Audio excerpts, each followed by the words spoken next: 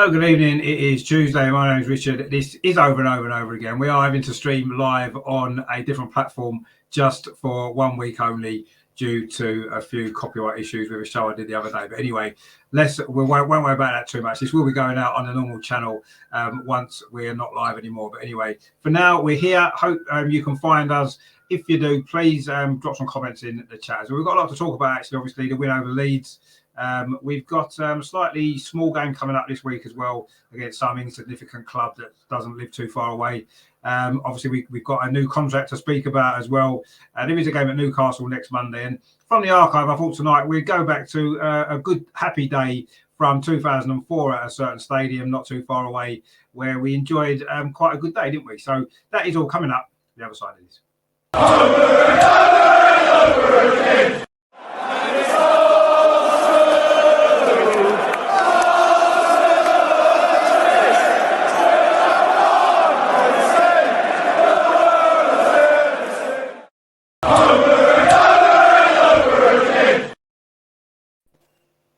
And joining me, of course, are some familiar faces and maybe one not so familiar face to the channel, although I'm sure most of you guys know who he is. So obviously, Melvin, back again. How you doing, Melvin? You okay this week?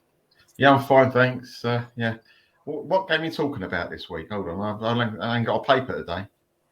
Don't worry about it now. It's nothing to worry about. We'll just briefly talk about it in a little while. But yeah, it's just an insignificant little game against an insignificant little team. So it's nothing to worry about too much. Steve as well, welcome back. A nice shirt you've got on now.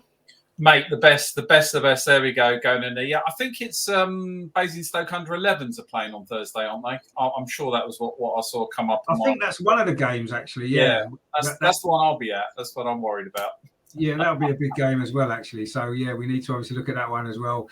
And making his debut on the channel, actually. Great to have you on. It's Del, of course, from Del Boy Gunner TV. You okay, mate? What's the crack? What's the bleeding story? I have to get it in for you. How are you doing? Delighted to be on your show. Thanks a million for inviting me. No problem at all. Absolute pleasure. I've watched a lot of your stuff as well. Very good it is. So it's good to have you on the channel. I'll tell you what we'll do. What we'll start with is, obviously, we will go back to the game at the weekend. Of course, against actually, for some reason, I had a little. Give me 2 seconds because I had a video set up for it, and for some reason, it doesn't seem to be here, but it's here now, so we'll be okay.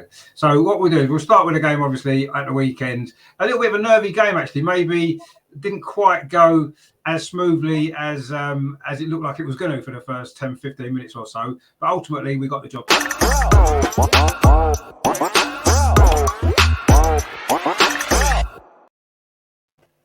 So it was Eddie, of course. Eddie Nketiah with the 2 goals against the team, of course, he was on loan to. But we did make rather hard work of that, didn't we, after Leeds went down to 10 men. After such a bright start, at one point I thought, you know what, we might win this 5-6-0. But in the end, we were hanging on slightly, wasn't we? I mean, Melvin, what did you make of all that in the end? Because a strange game again, really, because we started so well, absolutely dominated it, 2-0 up, could have been even more. They had the man sent off, of course, Luke Ayling, who used to be in our youth academy. And then we had plenty of chances to have killed it off. We didn't. They got a goal. And in the end, I say at the last minute, they almost got an equaliser, didn't they? It was a lot more nervy than it should have been. Why do you think that was? I don't actually know. Honestly, I can't put your finger on it. It's like, as I said before, the other week, we must train on a seesaw, up and down, not a football pitch. It's really weird. It really, yeah. I mean, I was sitting there on Sunday and just think about it. We got 2-0 to a team. They didn't look like they had a clue, Leeds. 2-0 up after, 10, 15 minutes. Man sent off a bit later. At home, the sun's shining. We've got potentially a new theme song. Everybody's happy.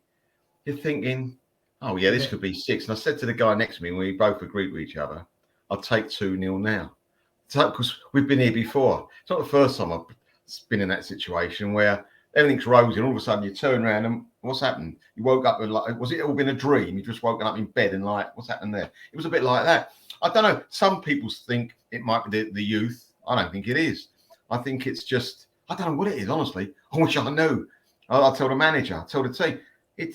I've never seen a team. We're a team of 2 halves, isn't we? I've heard of a game of 2 halves. Yeah, we have so many times this season. I mean, look at Spurs at home. That was a similar type of thing. All right, they weren't over us like, I mean, they never really looked like getting 3 goals, Spurs. They could have easily had 2 and put us under pressure. But we've had so many games like that where we're coasting. Yeah. All of a sudden, something we get a stupid sending off, or we give a stupid penalty away, or for some reason, someone releases the valve and everything gets deflated. I don't know what it is, Richard. Honestly, I don't. But it was horrible. That second half, as good as the first half was, that's how horrible the second half was. It was couldn't stand it, honestly. It was just so frustrating, really, because, you know, and I know we're at a different point of our kind of process, if you want to call it that, but, you know, the real top teams would have won that game 5-0 without any problem. You know, after that start they would have just demolished Leeds, because Leeds, they were all over the place, weren't they, for the first 25 minutes? Yeah. And then they had a man sent off. It's like, wow, what more do we want here? Do you know what I mean? To go on and get that goal difference back. We had a great opportunity to do that. And in the end, we just didn't do anything, did we? Neil's joined us as well, actually. Good to have Neil in with us as well. How you doing, Neil? Are you okay? Hello, mate. How are you doing? Lads? All right? How's it going? Very good. So we're on a different channel at the minute live, but we will go on my channel later on. So there might not be too many comments on tonight, unfortunately. But anyway, so I mean, Steve, what did you make of that then? The game overall? Because I mean, ultimately at this point in the season, 3 points is all that matters. Let's be honest. It doesn't matter if we win 6-8-0 or we just scrape it as we did. Ultimately, it's winning the game. But I came out of that feeling a little bit more worried about where we currently are than I maybe should have been after the first 20 minutes. Oh, I have to say, we came out at a pace that was unbelievable. It was like watching again, go back to it. It's like the Man City game, Liverpool game, all these pieces. The pace of the first 25, 30 minutes was unbelievable. Our midfield was working really, really well. And Gabby, oh my Lord, he just absolutely was skinning Ayling, was skinning him. And this is a common theme that's going on. And then it was about, I mean, the first goal, Eddie's goal, what was that goalie doing? Like, seriously, what was he doing? Was paying no attention, straight in. And I've been less than pleasant about Eddie, I have to say, over these over a short amount of time that we've all known each other, or known me. And I've got to say, first 20 minutes, absolutely brilliant, great to watch. And what happened was we just kind of decided, okay, we're going to take the foot off the pedal now because they've got 10 men. They changed their formation. They brought that big defender on. I can't remember his name off the top of my head. Droik, wasn't it? Yeah, that's it. They brought him on. And all of a sudden, the whole game, James, started to stretch it a little bit more. Standout play for me again, Tommy Ashley. Oh, my Lord, on the left-hand side. It looked really solid. It looked really balanced. Now, if you look at the statistics of the game itself, actually possession was really tight. It was 50-50. It was just over. I'm looking at shots on target. They had 2 on target. Right, they scored 1. We had 12. We scored 2. We are not, and I think that's half of it. We're not finishing. We're not scoring those goals. The Odegaard corner, absolutely amazing. But touch wise, we were they got more touches in the game. 582 touches in comparison to 555 for us. So. Wow. So yeah, and you sort of sit back and look at it, but we overran them. We absolutely overran them, and it just took our. And I swear to God, this team is going to give me a heart attack. They genuinely are going to give me a heart attack watching them, because I just thought, done and dusted, we've got our 3 points, roll on, Basingstoke under 11s on Thursday, life's good. But we were really, we kind of sat back, we let them run at us, and again, it was the same old thing. A corner came in, fixed, and they just kind of put it in our back post. So I look at it, so for me, and I get back at Melvin, it's that seesaw effect. It's that first 20, 30 minutes, we absolutely played like a top-end team. We took our foot off the gas, took them for granted. And you've got to remember that Bielsa drove into that team all about fitness. We weren't going to outrun them. There's no way we were going to outrun that team. They had energy to burn. But ultimately, in 100 years' time, we still got 3 points. I don't really care. Now we're there. But we've got to just put this. We've got to put them to the sword. You've got 12 shots on target. You need to put all 12 of them in. We need to be banging them in the back of the net. And good for Eddie for getting 2. Good for him. And I'm sure, ultimately he's in the shop window at the moment, so he's up and he's going with it. And I don't blame him, as a few of them are. And again, standout one for me is on all this is Mo. El Neni. I'm sure we're going to talk about him, but he's played 536 minutes this season. He's played in 6 games. To come in, take that spot, and actually, because I've seen a lot of negativity about him right now. Loads and loads of negativity about the bloke. And he turned around and said, look, I love being here. I've been here 6 years. He said, look, I kind of love being here. I don't mind sitting on the bench. And people saying, well, that's really defeatist. That's very... No, that's actually being part of a team. right? It's understanding where you fit, it's being part of the same. Same with Rob Holding. Same, but say come Thursday it'd be different. But for me, first 20 minutes, absolute. Yeah, we deserve top 4. After that, we don't deserve it. After that, honestly, my heart was in my mouth, and for the last sort of 10 to 15 minutes we're in there. I was praying. I was praying that we'd scrape through. We did in the end. One last thing I'll say is Ayling, absolute idiot. That could have absolutely broken. That was a leg breaker that went in. 3 games is not enough for that guy. That guy needs to be banned for a long period, because that was just a disgusting challenge. Yeah, I wasn't called, but the only reason he did it is because he was getting pissed off because he was getting absolutely done by a game. Exactly. Yeah, that was the reason. 100%. He was frustrated, wasn't he? And yeah, I agree. It was a terrible challenge, and a 3-match ban doesn't seem quite enough. But having said that, it's going to be a 3-month ban, isn't it? Technically, because he's going to miss the rest of the season and the first game next season as well. So, yeah, I mean, terrible tackle. But luckily, Gabby was okay, wasn't he? So luckily he was, which is great to see, because it could have been a bad one. You're right. I mean, Del, that game for me kind of summed up a lot of our season in a way, hasn't it? We can be brilliant at times, and we can be really sloppy at times as well. And that game kind of had it all, didn't it? Really, in one 90-minute performance. At this point in the season, we can't afford to be sloppy anymore, because we've got 3 difficult games, haven't we? Yeah. I agree with what Mel and Steve said there 100%. It's up and down.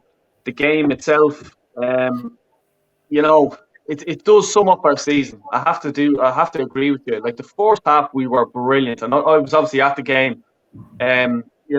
They came out fighting, and exactly what I wanted them off them. Because if you sit back and Leeds get an early goal, then we were in a bit of trouble. I just think we're missing that killer edge.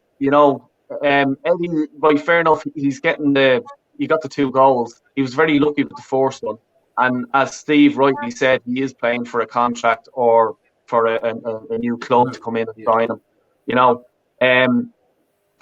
If we gave him, I want him gone personally myself, because if we sign him, is he just going to go back to his old ways? I think so. Will he lead the line for us next year? Is he good enough to play against your Barcelona, Reals, in the Champions League if we get there? What's the next stage of our process? Is it to cement top 4? Is it to challenge for the league? Is Eddie going to get us 15 plus goals a season? No way. To sum up sort of I blame Arteta for their goal. And the reason why I say that was because when they were attacking, we had Saka was our furthest player forward, and he was just past the edge of the box. So these were basically they're saying these want us to actually everyone just push up, because Saka is the one that's furthest forward, and he was just on the circle of the box, and I was just there. Why are you not telling him to push back up a small bit, because you can offer a bit of threat, and it was just probably, now look, it's probably me being a bit harsh on Arteta, but, he should have spotted that. But Leeds straight away spotted, keep pushing in, they've no one up there, and that was bad man management. If we get in the Champions League next season, we will get slapped up and down by top teams if that happens, So I'm hoping Arteta has learned the lesson from the game itself. In the second half, we were awful. We were really bad. And what I did notice is as well, in the first half when we scored the 2 goals and we were flying, Arteta was giving it loads, the hand signals, landing airplanes, landing fucking everything, And then when they scored the goal, his hands went in his pocket, and I don't think he, his hands came out of his pocket. And I was just there, well, why are you not doing that now when we need you, And I think it's lack of leadership. I know Odegaard, he's still young. Yeah. He's still young. Schalke, I wouldn't let him, let me kids cross the road with him. You know what I mean? Because he's just, you don't know what he's going to do. He's not a leader, and that's what this team is missing. It's a leader. So when Arteta had his hands in his pocket and he was feeling all the money that's in it from his new fresh contract he signed,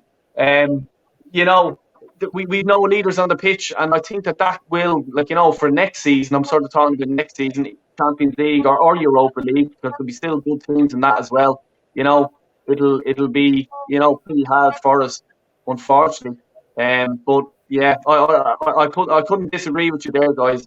By that game summed up our season. And as well with the 3 games we lost there only recently, Crystal Palace, Southampton and Brighton. I was at the Brighton game as well. Like, a bad patch, bad run, and then we won and we beat Chelsea, we beat United, and now obviously beating Leeds. Like, it's just, we need consistency, and I think we need bigger leadership on the pitch. But where do you get that? I don't know the answer to that. I mean, you're 100% right. I mean, I've been saying this all season that we do lack leadership, and I think we lack that winning mentality. And I know we're on a decent run of results now, 4 wins in a row at this point in the season's a fantastic run, and it's what we needed to do. But you still can see that, the West Ham game, we didn't play particularly well. We got it over the line. Leeds, in the end, we got it over the line, which is a good sign because we're winning when we're not always playing well, which is another criticism I've had earlier in the season. And we seem to have maybe got a couple of results recently that we probably wouldn't have done earlier in the season. I don't think we would have won both of these last 2 games. I think we would have drawn against Leeds and West Ham had it been earlier in the season, because we maybe wasn't able to win unless we played well. And now we seem to have maybe sorted that out a little bit, although, we were a little bit fortunate at points in both those games. But, I mean, yeah, it has summed up the season, and it just goes to show, and I agree with you, Dale, that if we are in the Champions League next season, if we continue to be very similar to this season, when we come up against those really good teams,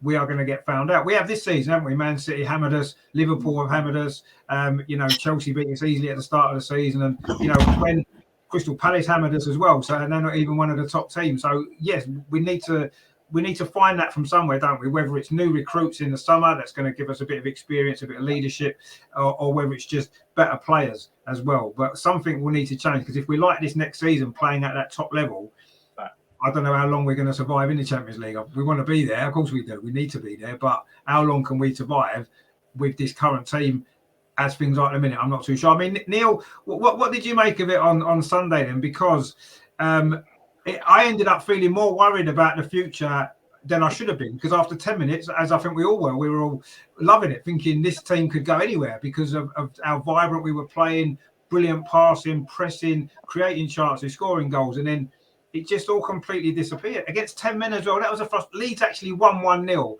in that time they had 10 men, which was 60 minutes. Leeds actually won the game 1-0 over that period of time. And, Leeds are fighting relegation, and they didn't even put us under pressure particularly.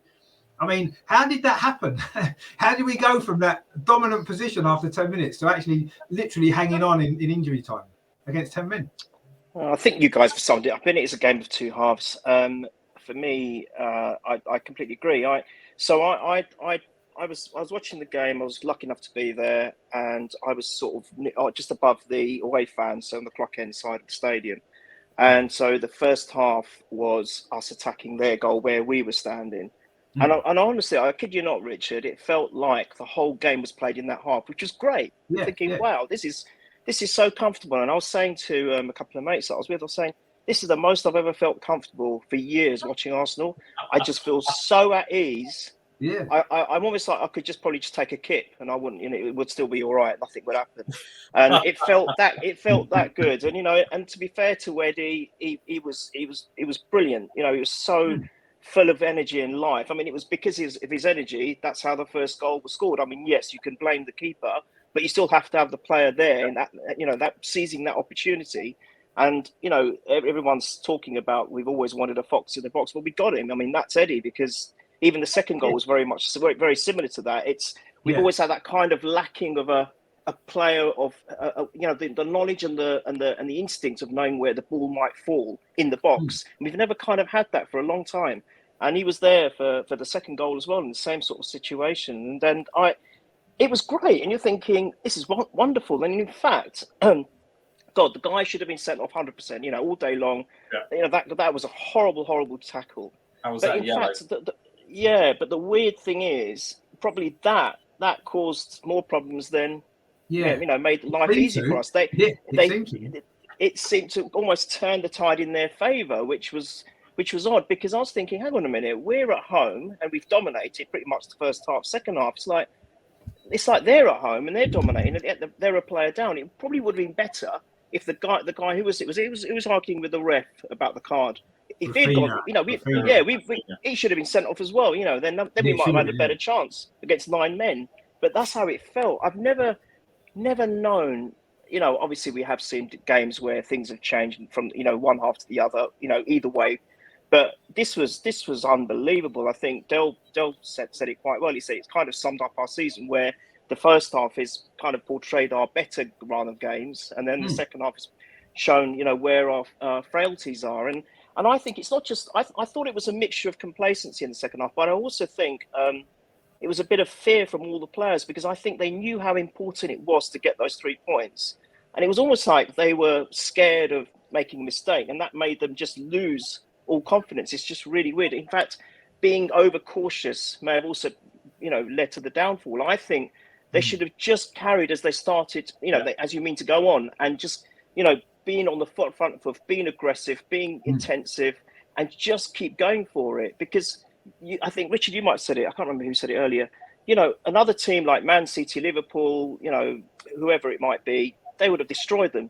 Being 2-0 up that early, they would have put the game out of sight without any questions. But so I think that's where we still got a lot to learn. I think we've made some good progress. I think we've shown a test of character, especially after those 3 awful defeats, to come back and play against 2 good teams, and then carry that momentum. Well, actually 3 if you count West Ham in a way, and to carry that momentum going forward after that massive knock, which effectively could have put us outside the top 6. We were thinking, well, we're even going to make top 6 now. And now, if anything, it's in our hands, not only to get 4th, but in theory, we could even pip Chelsea if we win our remaining 3 games and they drop 2 points. We pip Chelsea too to 3rd. So it's that I have to credit. I think that's where we've improved. Our mentality, the strength of character has definitely improved. But where it's still failing is, I think, they need to be more pressing when they're in control, not to sit back and become complacent. I think they just need to keep driving, and that's where you guys are talking about. It's going to really affect us if when we play in the Champions League, because we're getting 3rd, guys, by the way. So when we play in the Champions League, that is where we're going to have to brush up on. Can I just say one thing? I know I've gone on a bit, but I've got to say one thing. There's the thing they're doing the trials, aren't they? I don't know if you guys have got the emails about standing in the stadium now. The last 2 games I've been to, I've deliberately decided to get the last row at the back, the top tier, because you can stand, because there's no one behind you. And I'll tell you something, the atmosphere is so much better there, so much better. Although you've got to, it's a further distance to look at the pitch. I've just found the last 2 games where I feel that the atmosphere this whole season has been magnificent. Even when we've been losing and not playing well, the fans have really got behind the team. So applaud all us lot. The fan base has definitely improved in that respect. But where we were standing, I did not sit down. That's the first game I've been to since seating, I think, became a thing, that I have not sat down for 1 second in that whole match. And it almost like gave everyone around us more energy. The new the new anthem, just singing, just shouting, and da-da-da-da-da. But it just seems to give you more energy. And I think I would, before the standing situation, only if obviously it's tiered, because me being such a dwarf, if someone about 5'3" stands in front of me, I've had it. I'll need a box. But I think it goes a long way. That standing makes a lot of difference to your energy levels. I think, anyway, personally. No, I agree. I agree. So it was great. Can I just sort of second that there, what Neil is saying? Because in the Aviva Stadium in Dublin, right behind the goal, we have the section just there, and all the fans stand. It's a standing sort of area. And the atmosphere there is just electric. It is so good. No matter what the score is, everyone's singing songs and cheering and stuff like that. And it makes the difference. And if we could get that at the Emirates, and that's something that is really missing at the Emirates. Because I remember the 4th time when I was in the Emirates, I think it was 2007. And, I had in my head Highbury, being to Highbury and all that. And then the 4th time when I stood out, came out, I was just like, oh, no, no. I just felt this is disappointing. The atmosphere wasn't like in Highbury, the North Bank. was there many times, like, many games, and then next thing come to the Emirates, and I was just there, wow, the atmosphere is gone. We're after losing the atmosphere. But if they bring that back, that'll bring back an extra 12 man big time. And I think as well, especially in the second half of the game on Sunday, we really needed the fans behind us, because I think if the fans weren't there, and the fans were electric, I must say the fans were absolutely brilliant on Sunday.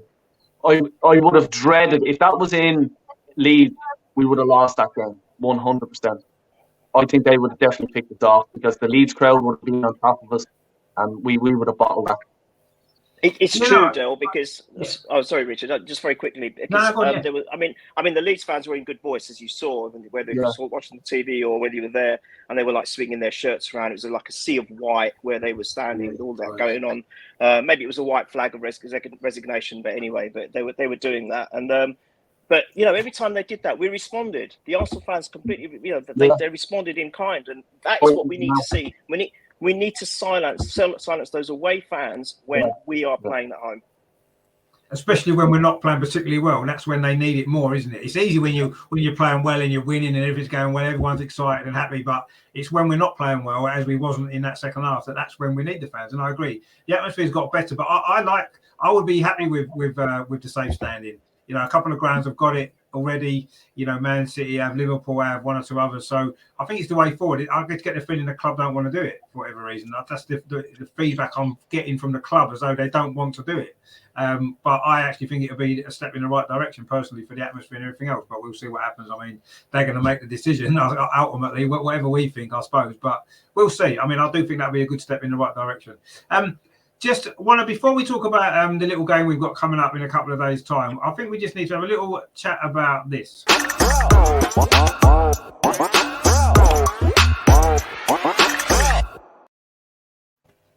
I mean, Dan, I know you've got to shoot, so I want to come to you first on it, because I know you're not maybe Mikel's biggest fan, a bit like, there's a lot of us that maybe haven't completely bought into him yet.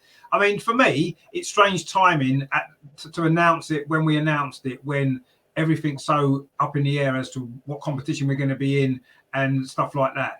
I mean, personally for me, what I would have done was let him have a season in Europe next year. We're going to be in Europe, one competition or another, and see whether or not being in Europe, if we can improve on last season when we was in Europe and we didn't do well in the Premier League. Can he do both? If at the end of he had a year left on his contract anyway. If at the end of next season we've competed for the top four again, we've done okay everywhere else, and we've done okay in Europe, give him his extension. Brilliant. Everyone will be 100% behind that. For me now, he's achieved virtually nothing yet.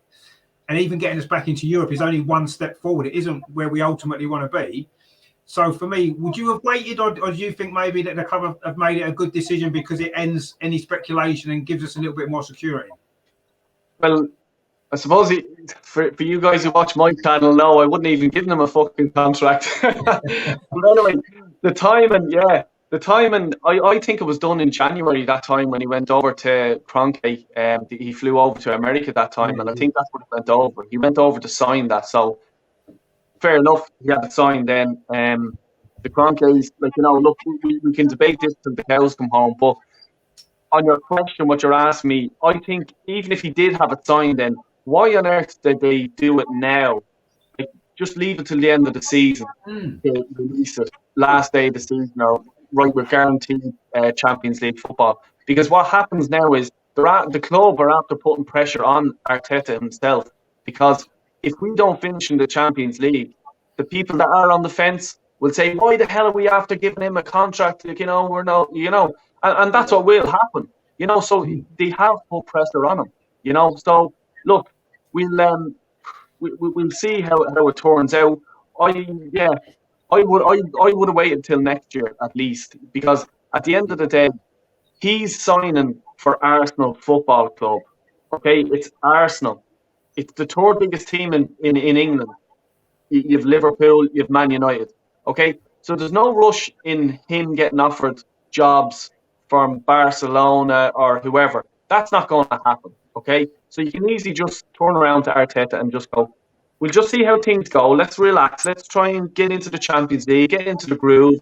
We'll sign a few players. Your job is safe. Let's just see how the season is going. Okay?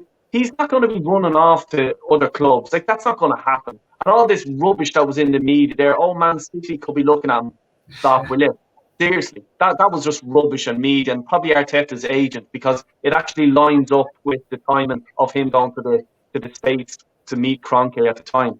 So, you know, I think the club made a mistake in releasing it, and you know, because it's putting pressure on them. And I 100% agree with what you said, Rich. Like, you know, let's just see what happens, because at the end of the day, I don't care about Arteta. I don't care about players. I care about the badge, the club that I love, that I'm supporting since 1989. That's what I care about. These players will come and go. The managers will come and go, you know, but we'll be still left here, us, the supporters. So this is what it's going to affect, you know, and it's going to start splitting the fan base. And that's what I don't want to happen, because it's toxic.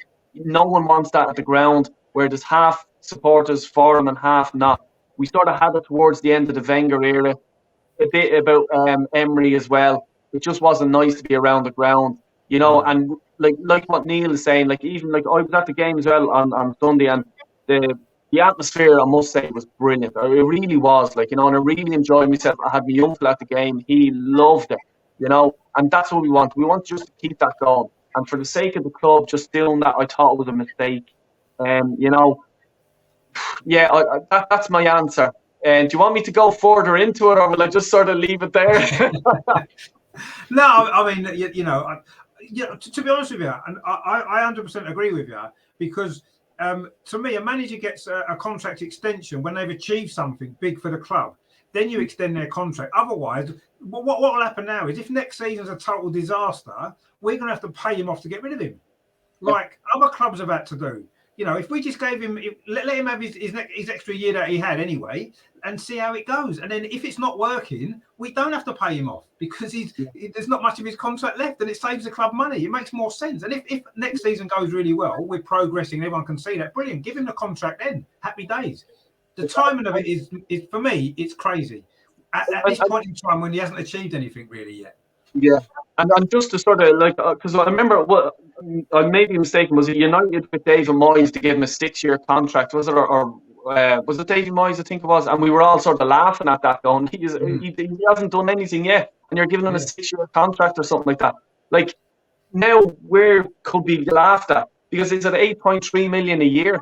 You know, multiply that by 3 seasons. That's a lot of money. And the thing that I have to say is, who will be responsible if we say we're going into November, December, we're out of the Champions League already, like, you know, and probably, like, you know, the league isn't going too well, and you know, results aren't going too well. What happens then? Who's going to have to pay him out? Who made the decision to do that? You know what I mean? Arsenal Football Club will have to pay him out of a contract, and then if they want a new manager, they're probably going to have to pay him out of a contract. Yeah, you know, so there's a lot of money at stake, and no one will get blamed at the club. You know, but yet they'll go and they'll tell Gunnosaurus during the pandemic, sorry mate, you're not needed here for a few weeks. We'll put your wages on hold. You know what I mean? It's just ridiculous sometimes, you know. But yes, look, Rich, thanks a million for having me on. I really do appreciate it. I have to shoot. I will have you on. I just have to shoot out. I'll be listening to you guys in the car, so don't slag me. It's been a pleasure, mate. It's been a pleasure. Cheers, Dale. All the best. Keep Nice Dale. Lovely. That's Dale there. Del Warrigan TV. Definitely check him out on YouTube. Great stuff. I mean, to be honest with you, I can't really disagree with anything that he said there, to be perfectly honest with you. I mean, Melvin, what did you make of that when you heard the news about this contract till 2025 as well? It's not like just an extra year on top. They've actually given him an extra 3 years on top. What do you make of that? It gave me a slight parallel of the Capello contract with England. He hadn't done actually, that's a good point. And they were saying, well, we've got to give him this contract, because if we win the World Cup, he might want to go somewhere else. Someone else might take him. My view is, let's win the World Cup and worry about it then. And worry about that then, yeah. 100%. And I think we're in a similar situation. I mean, he doesn't want to leave the Arsenal, does he? I mean, in all fairness, there's not many clubs he would go to that he'd say, bye-bye, Arsenal. It'd be more us or the club not wishing to extend his contract or not wishing him to continue with his contract. So I think it's very strange. It won't. I think he's a fighter. I think he's an honest man. If it was somebody else, I might say, This is so bad because sometimes you give a footballer, as we've seen, an enormous contract and they take their foot off the pedal. Now, I hope this doesn't happen with him. I don't think it will. I think he's more of a genuine guy than that, all right? But it can work against you. He must feel like a million feet tall because the club offered him that contract, evidently, when they lost 3 games. So perhaps the owner doesn't watch any games at all. He probably thought we'd won 3 games, but that's my... That was probably, my yeah. Right. Well, he thought it was American football score. For the club to do that, they are committed to him. And they've stuck every nail on his thing. Because without that, if the club goes down, you can only blame them now because it's their fault. They've made the choice, they've doubled down on it, and they've trebled down on it because they could have sacked him once or twice before, and they haven't done that, and they've done the reverse. So they've really gone for it and said, he's our man. Now then, the timing is very weird, not because it's early. Yeah, that's not great. But with 3 or 4 games to go, where anything can happen. You know, really, when he signed it, we could have come 3rd, 4th, 5th, or 6th, I think. It could have, anything could have happened, right? Well, no, if it was after them 3 defeats, we could have finished 7th or 8th as well. At that point. Yeah, but when they announced it, I'm saying, when they announced it. Yeah. Right? It was like, hold on a minute, are you sure? Why do it then? You're taking a chance. No one knows what the next game's going to bring, and you're worried about next. So I just think it was very, very strange indeed. And were they worried about him going elsewhere? Can't be. Are they showing him good faith? Why should they have to? They're employing him. It shouldn't work that way around. It should work the other way around. So I think all in all, listen, it shows a bit of stability at the club. If he's the right man, I hope he is. I'm a little bit more confident I was, say, 6 months ago. But then again, I also got my doubts, as you know. But if as I say, if it shows stability within the club, that's great. If it's the right man, even better. And we move on from there. Yeah, I mean, I think, ultimately, I don't like all this Arteta in, Arteta out. Ultimately, what we want is we want a club to be successful. Yep. And if Arteta's going to be the man to make us successful, we'll love him, like we did with Wenger, like we did with George Graham before, and all that kind of stuff, right? And that's the main thing. If the club aren't being successful, then unfortunately the manager will be made the scapegoat and be sacked, and someone else will come in because that's how football works. And we all have to understand that. Now, I agree with what Dale said. I don't care who necessarily the manager is. What I care about is the results on the pitch. And if the manager's getting those results, they're good results and we're competing, brilliant. No problem at all. But if we're not, that's when it's a problem for me because the club are more important than any one individual. I'm not going to get attached to one individual because individuals come and go out of a club. And managers are the main ones who do come and go the most, aren't they? As we've seen everywhere else. Managers don't last very long. Now, it is stability for the club, and that's maybe seen as a good thing in terms of attracting players. People might think, well, the manager's got a long contract. If I sign a 2-year contract or a 3-year contract, I'm not going to be seeing 2 or 3 different managers, as happened, when Emery came in. A lot of players signed when Emery came, and obviously he left quite quickly, and they've had to go through different managers. And maybe that's a good thing on that side of it. But for me, I totally agree. The timing of it for me is crazy. At this point, it's just crazy. When he's not achieved hardly... Okay, we won the FA Cup, brilliant. But he's got us out of Europe. He's now getting us back into Europe. And that's all he's done. He's got us back to where we started. And they've given him an extra contract. He's just... I mean, Steve, I know you think Arteta's like, the new Pep, and he's going to be... Whoa. Please, you're doing it again. You're doing it again to me, Rich. No, look, I've got a slightly different take on it. I'm sure you have. Yeah, I've got a slightly different take. So I take Melvin's point absolutely 100%. It's stability.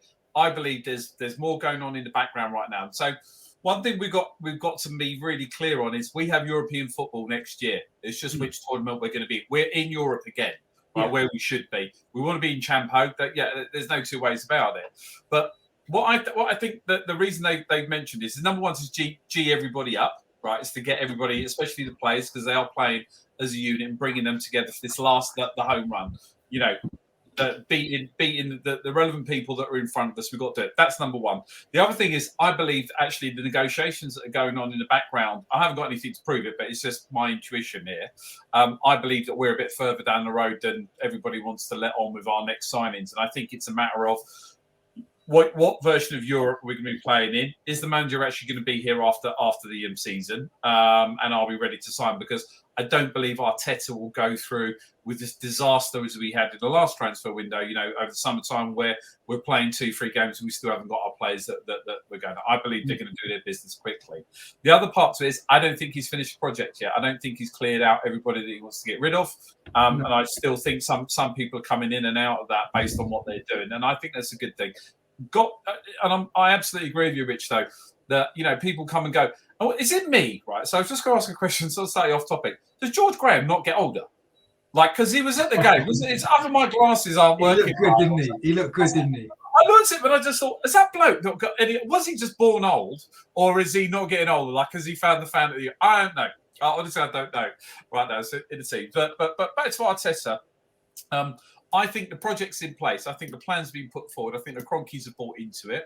I still think we're going to be selling a few, and there's some fringe players that are out there, that we're going to see go, and they're going to fund it. And unfortunately, if we're buying Jesus and Sterling, we're going to be funding the Haaland purchase, and that kind of galls me a little bit. It galls me a little bit. We just buy them ourselves. We're not funding it. They could buy them with one of the back pocket change. We're not funding it. Yeah, but there's financial fair play. It's another conversation for another day. But that's 60 million. That's going to cost. You're talking about financial fair play. Remember that? Yeah. That's what I'm saying. Yeah, but look, I think those are in place. And if these are the players that actually the caliber that we're looking at, and I'm all for them, by the way. I just think that was put out because the conversations are a bit further than we're being told on there.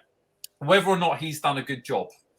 Now that's one that all of us could debate over about 20 pints, get into a fight with each other, and come out and telling each other we love us by the end of it, or as we walked out. But I think he has moved us on. I think the mistakes, all the pieces. At one point, actually, I don't know if anybody went to the West Ham game at all. I was there, and obviously, I have to say the West Ham Stadium looks like a massive scrapyard outside. But when I got there, it was what our team played totally different to what they play at home.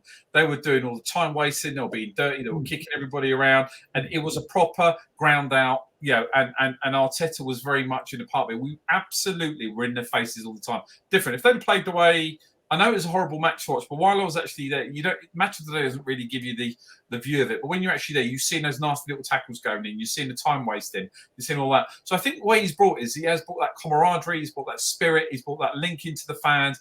He's getting rid of some of the players, and we don't know what went on in the background with Aubameyang, and Piers Morgan can say whatever the hell he wants with his Aubameyang fest, and I like Aubameyang, by the way. But for me, I just think he's brought a little bit to the team. Will he be our manager forever? Probably not.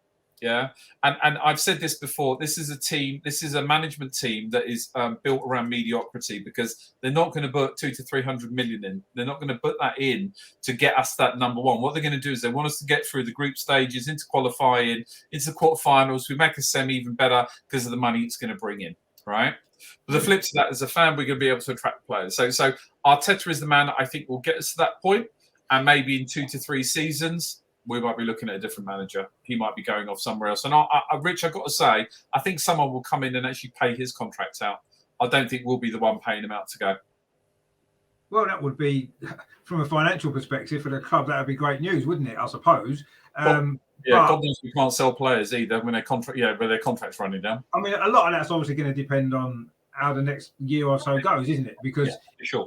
For me, I agree. I don't think the club have got the ambition to make us competitive at the top of the league at the moment. I think they want to get us back to where we were, getting top 4 every year, getting through the Champions League group stage, bringing that money in, and just keeping ourselves ticking over like that, which wouldn't be, I suppose, when the last 4 or 5 years out of the Champions League, we'd probably take being back in the top 4 the next 3 or 4 years, wouldn't we? I'm sure we'd probably enjoy being back in the Champions League again. But ultimately, at some point or other, are Arsenal going to start being a serious club again and start saying, you know what, we want to start winning some big trophies. We want to start competing with the likes of Liverpool, Man City. We want to start competing in Europe and winning some trophies.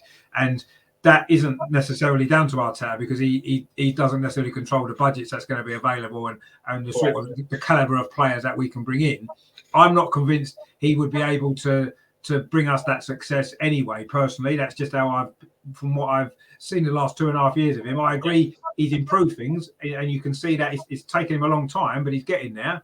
and hopefully next season we can make another step forward. But for me, next season would be about consolidating that top four. If we get top four, it's about consolidating next season, finishing top four again, and then and starting to build from that again, like we did all those years before, and hopefully then taking advantage of the extra money, using it in the right way, investing in the squad, and moving forward to hopefully challenge for the big. But is that the club's process or not? We have to wait and see. Well, we don't know.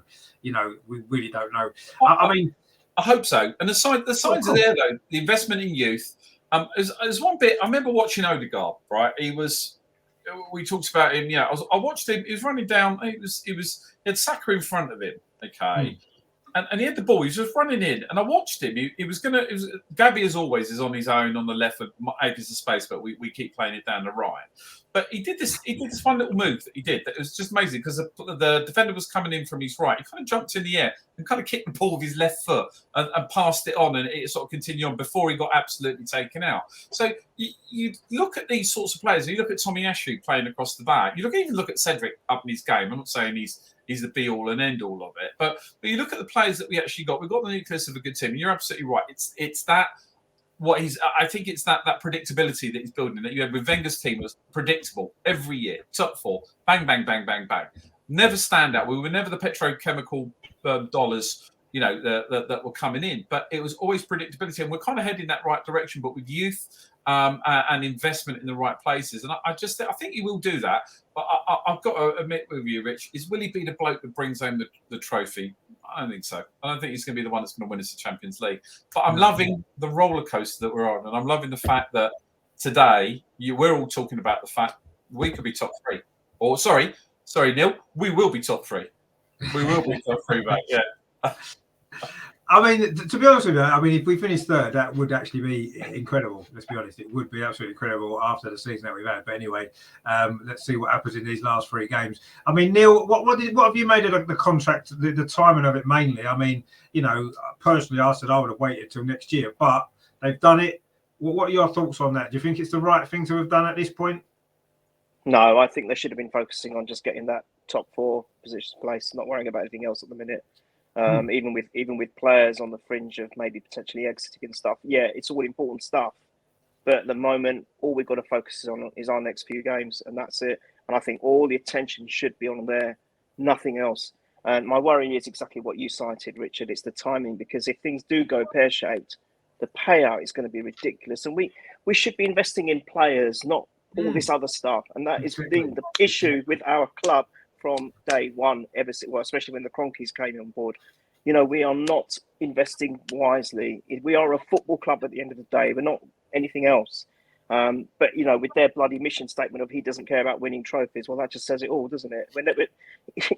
We've got to get out of that mindset. We've got to get out of that mindset. You guys are absolutely right. You're being realistic. You're saying, yes, we're getting to top 4. It's to consolidate it. I'm sorry. I want to do more than that. I want to be in the top 4 like you all do. We want to drive to success. I'm not saying I've never been a trophy hunter. I've never, but of course we want it. At the same time, people who say that, well, of course we want it. The euphoria of being challenging for a trophy, whatever the competition, is second to none as a football fan. It's what we all dream of. We all probably wanted to be professional footballers. We all probably wanted to be the winning scorer of the FA Cup in the 93rd minute. We all wanted to do that. There's nothing like it. So we've got to get out of this mindset that we are a work in progress. We're moving towards this. We're moving towards that. No, we need to do it now. We have to be in it. And if we get that top 4 position, third in my world, we need to be making impact. Now, I don't know about Arteta. I'm always like switching from one to the other with him, and that's probably not a good thing. Yeah, because on one hand, I think, wow, what is this guy doing? It's like, seriously? What are those substitutions that he does, some of his tactics, putting Xhaka as bloody left back when he's a bloody, he's proven his position. You've bought a poor bloke who's actually been brought in to cover for Tierney, and let's stick Xhaka there. Things like that drive me mad. And then there's sometimes the stuff that Steve alluded to. He has got rid of some of the deadwood. He has. It seems to be the unity between the fans and the club has come together again. That there is that cohesion now between the two, which we didn't have for so many years. not helped by certain media channels on, in the fan base. But that has come together, and it's all for the good. It's all for the good. But that's all the stuff around the main picture, and the main picture is, can you drive this club forward? Now that's where I'm sort of umming and ahhing. Or sometimes I think, yes, he is the man. I mean, look at the last 4 games. All right, we stumbled a bit with Leeds. Well, not a bit. I mean, that was quite nerve-wracking, especially when they almost scored at the very last kick of the game with the header. Yeah. But at the same time, he has actually took us out from, again, we were thinking maybe 7th, 8th now, and all of a sudden now we're thinking about 3rd or 4th again. You're thinking about 3rd. I'm thinking about 3rd. but wait, you look at it and you think, so what do I do? I mean, it's almost like being. I'm sorry, I shouldn't say this is quite not a good thing to say, but I feel like I've got a dual personality. It's like one part of me is going, yeah, no, not Arteta. The next minute I'm thinking, yeah, man, he's the man. He's going to do it. We're going to win the quad with him, and we're going to go unbeaten winning the quad. It's like that. So I can't. It's too early to say, but 100%, Rich, the timing was wrong. 100%. Because I am worried that if we lose him, the payout, oh my God. And, I think if we are to be the best, let's be honest, if we are to be the best, to be up where the Cities and Liverpools and the Real Madrids and the Barcelonas have been, and if we want to be, we have to get a world-class manager in. And a world-class manager costs money. And we're talking over 10, 12 million a year. And, if we're going to put a contract, give him a lengthy contract, it fails, the payout would completely obliterate any chance of us getting that expensive manager in. And I think that will set us back again. So that's where I am with it. I'm kind of in the middle. I mean, just going back to a point you made before about, not expecting us to win trophies, etc. And I don't think any of us, I've never taken it for granted, actually, winning trophies, even when we were winning a lot. But this actually now, this season, obviously we're not going to win the Premier League this season. It's actually the longest period of time we've gone without winning the league for 92 years, since 1930. It's the last time we went longer than this without winning the league. So it's not like we, expect to win the league or anything like that. But this is the longest that we've gone without winning one for 92 years. And, that's the reality of it. None of us were around in 1930, unfortunately. Oh, apart from Melvin, obviously, yeah, sorry. It's the longest time that we've actually waited for a league title in our whole life. So it is. You can't put that on Arteta's shoulders, though. I'm not putting. I'm not putting. What I'm saying is just from an expectation point of view from the fans, because I don't like it when people say, you expecting to win trophies. No, we're Arsenal, and at some point we are expected to win big trophies because historically we've always done that on a regular basis. Now, yes, you go through cycles, and you're not going to do it all the time. You have ups and you have downs. Everybody knows that. No clubs has success permanently forever. But in the last 92 years, we've actually done quite well. We've won quite a lot of trophies. They've been quite well spaced out, but this is the longest time without winning a league title in 92 years. So I think that as Arsenal fans, we may be starting to feel a little bit twitchy about it. But you know what? We need to start competing again to try to get a league title, because it's a long time without one now. 18, 19 years it will be next year if you don't win it. So, this is the reality of where we are. And I don't blame that on Arteta. Of course not. He's only been here 2.5 years. Wouldn't have expected him to have won the league yet. But ultimately, this is a situation. So I don't feel I don't feel that I'm expecting things that are beyond the realms of possibility, because we're Arsenal and it's what we've always done. We've always been in that. We're not Tottenham. We win trophies, and we win trophies on a regular basis. We win league titles, and it's quite annoying and it's quite upsetting when we go a long time without doing it, because you think to yourself, you almost get to the point, are we ever going to do it again? Ever? I mean, we will. Of course, we're actually, Rich, you're wrong there. Tottenham won the best kept grass in the Premiership the other day. Oh, they did actually. They did. That's true. Please, come on. No, so fair play to them for that. They have right. But that used to be our trophy as well, actually, didn't it? We used to win it every year, didn't we? At Highbury, we always won the best pitch, didn't we? So they took that off us. I'm not going to take anything more of us, are they? But anyway. But no, I mean that's what it is. It's just because it's every season now it's going to be new records in a sense, isn't it? Since 1930, the last time we went this long without winning the league. So yeah, it is frustrating, and I want to see at least the club have some ambition to get that back, because ultimately that's where we as a club should be. That isn't being a trophy hunt or whatever it might be. This is being an Arsenal fan. This is what Arsenal is. This is the history of the club, and it's what we should be aiming for as a club. We should be aiming for that. We shouldn't be settling for 4th place or 3rd place even. We should be settling for challenging 1st and 2nd place and challenging for the trophies in Europe and challenging for everything. Not necessarily winning them all the time, because no one can do that, but challenging and saying that we're a serious club. We're going to buy some serious players. And I agree, is Arteta the serious manager that's going to win us all that? I'm not convinced he is. Let's hope I'm wrong. Let's hope we're all wrong, and he does. But I think I agree. I agree with what Steve said. I think we will need a new manager to get to that next level. Arteta can take us so far, get us back in the top 4, maybe consolidate the top 4 and whatever it is. But can he take us above that level to the next stage? I don't know. We'll have to wait and see. But he's got time now. That's one thing we have to say. It looks like he's going to have time. He's got another 3 years, isn't he, at least? So assuming things don't go Pete Tong in the meantime for him. But yeah. Anyway, I suppose there is this small game coming up. I suppose we will have to talk about it. I don't really want to, but I guess we're going to have to, aren't we? I suppose it's quite an important week in some ways.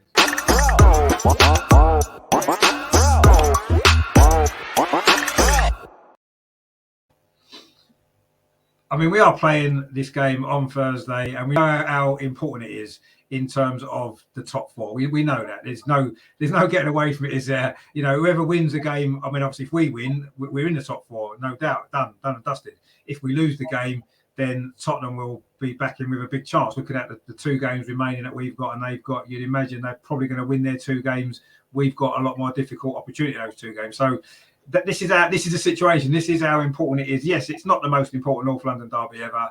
We'll talk about a more important one in a little while, but it is important for what it is at the moment, isn't it? Because the top 4 is there for us. We've won trophies at White Hart Lane. We can now actually achieve something important at their stadium as well by winning on Thursday. I mean, Melvin, do you think we can? I mean, they played well against Liverpool, actually, didn't they? I know Liverpool maybe not quite on their top form at the minute, but they played well at Anfield, and we struggled against Leeds. It's not looking great when you look at it like that, is it? What are you expecting Thursday? Do you think we can actually win and get that 4th place now?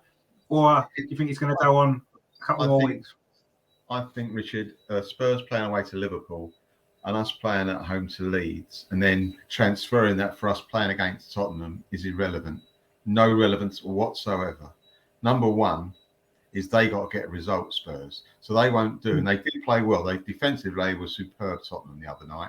Yeah, they won't be able to sit back and hit us on the attack because we ain't going to attack them. They got to attack us. That's number 1. So that's to our advantage. We should use that to our advantage. We can afford to sit back and go, come on, show us what you got. And we can break quickly. In fact, we're more dangerous when we break, especially with Martinelli, the form is in. Why he doesn't play Smith Rowe more, I don't know. But Smith Rowe makes us move through the gears much quicker as well. Tommy is fantastic. Well, I can't believe he's been out injured. He's been so good. He was fantastic. He actually, though Martinelli was brilliant, he helped Martinelli. At least Martinelli had someone with him to help him. Yeah. Right? It's very difficult to do it all by yourself. You try to do it by himself, you just can't do it. No one can. But with Tommy behind him, giving him a little bit of confidence, giving him an idea, taking a defender with him, he made it all easier. Though it was very tough what he had to do, Martinelli, made it easier for him. So I think that we should be the clever ones. I think Arteta has to earn his corn for that game. This is the game where he's got to make 100% the right selection, no excuse, and he's got to get his tactics right. Whether he plays with 3 centre halves, which I would possibly do with 2 wing backs, and break. That's why I would play it and say, "Come on, then, let's go." Because we normally go to Spurs, we get mugged because Song and Kane on the break, they're fantastic. And we mustn't let that happen. And if we're sitting back, it won't happen, will it? It just can't happen. And I think if we play a disciplined game like we did away to Liverpool in the League Cup, even with 10 men, I think that's the type of game I want to see us play. Right? So hopefully that is what will happen. And yes, they did play well against Liverpool, but Liverpool had to attack them. And Spurs said to them, "Come and take it." And they had some. They did play well, Spurs. But as I say, it's irrelevant, the 2 games we saw, the last 2 games, to what goes on Thursday. It's at White Hart Lane. It's the passion who wants it more. And really, it's about the 2 managers. Really, it's how clever they are. Yeah, once they cross the line, it's the players. But we've got to be set up properly by our manager. on Thursday. I don't want any excuses. We've got to be set up. If we lose to a freaky own goal or a penalty that weren't or whatever happens, and an offside that we should have had and we didn't, and all that, all right, I'll accept. I'll be upset, but you can't blame the manager. But if we set up badly, and he's picked the wrong team as well, in the formation and what people have to do, everybody should be given the right job on Thursday night. And if not, I'm going to point the finger at one guy. And if it goes right, I'll point at him and goes, well done, Arteta. That's what you're paid for. Well done. Yeah, I mean, you're 100% correct, aren't you? Because ultimately, you know, these are games where, because one, it's a local derby, and I agree, maybe, you know, previous form goes out the window in derbies, it always does. You know, you can be top of the league, they can be bottom of the league, and it's still going to be a difficult game because it's a derby, and we know that form doesn't tend to matter. But you're right, Tottenham do need to get a result in this game, because if we win, as we know, top four's done, and they'll know that as well. So they have to get something from this game, whether it's a draw to keep them in it or whether they win. So there's slightly less pressure on us, which is a good thing in a way, but sometimes in these sort of games, maybe you need that little bit of pressure, don't you, to really, you know, to fight, because it's going to be a fight and a battle, isn't it? And it is. We do need to get our tactics right. We need to get the team right. And I don't know whether a change of formation is maybe the right thing at this point. I'm not sure.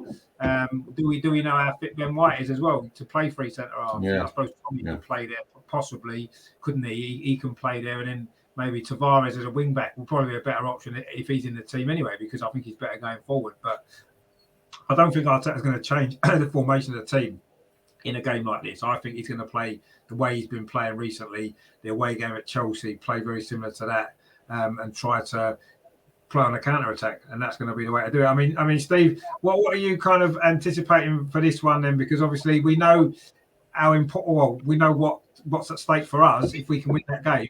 You know, a brilliant opportunity to again celebrate something at their stadium, to rub their noses in it. But it's not going to be as straightforward as that, is it? Because Tottenham are not a bad side, are they? Let's be honest. As much as we don't like to admit it. No, so there's a couple of things actually. There's one little subtle nuance that we're all missing. Okay, and this is what the Leeds victory for us has brought on. Burnley now have something to play for. You've got Leeds in the bottom three. You've got Tottenham playing Burnley. They're going to play their heart out. They're going to absolutely play their hearts out, because they know full well that they could actually seal and stay up potentially on the back of that. And I think by the time we meet Everton, so I will get to Tottenham in a sec, by the time we meet Everton, their fate will be sorted. And I also believe that, you know, Fat Frank will do as much as he possibly can to screw us over, but that's by the by. So Tottenham, so here's the interesting one. I'm fed up. I'm fed up of hearing about Son this and Son that and Son this and Son that, right?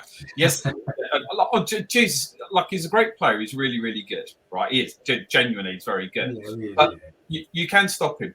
You can stop him, and that's what we need to do. You stop him, right, and old Orc Harry Kane, right, will have nothing. He'll have nothing. So I think, you know, I disagree with having Tavares back in. I think we're going to have to put Tomiyasu in there. I think you need that, and I think he will kick Son, you know, all over the place. And I think we can nullify Son. For me, we nullify the whole of the Tottenham game. On that, I think on the break, I've got to say, Melvin, we have to defend. We have to defend like Trojans. Right? And we got to get them on the break, because I think we've got pace to burn. Because Gabby, and Saka. It's interesting, actually. There's a load of tweets going out at the moment by some Tottenham troglodyte saying that what we should do is the whole of the Tottenham stadium should sing. I saw that. What a failure Saka is. Well, mate, all that's going to do is that's just going to wind him up to be even better on there. So going back to the Smith Rowe part, I agree with you. I think he's carrying an injury. Just looking at him, I just generally think he's injured. I don't think he's right. So I think we need to set up defensive. I mean, I want us to win. I desperately want us to win. Honestly, I really do. But again, if we came away with a draw, which that's what I think is going to happen. We'll come away with a draw.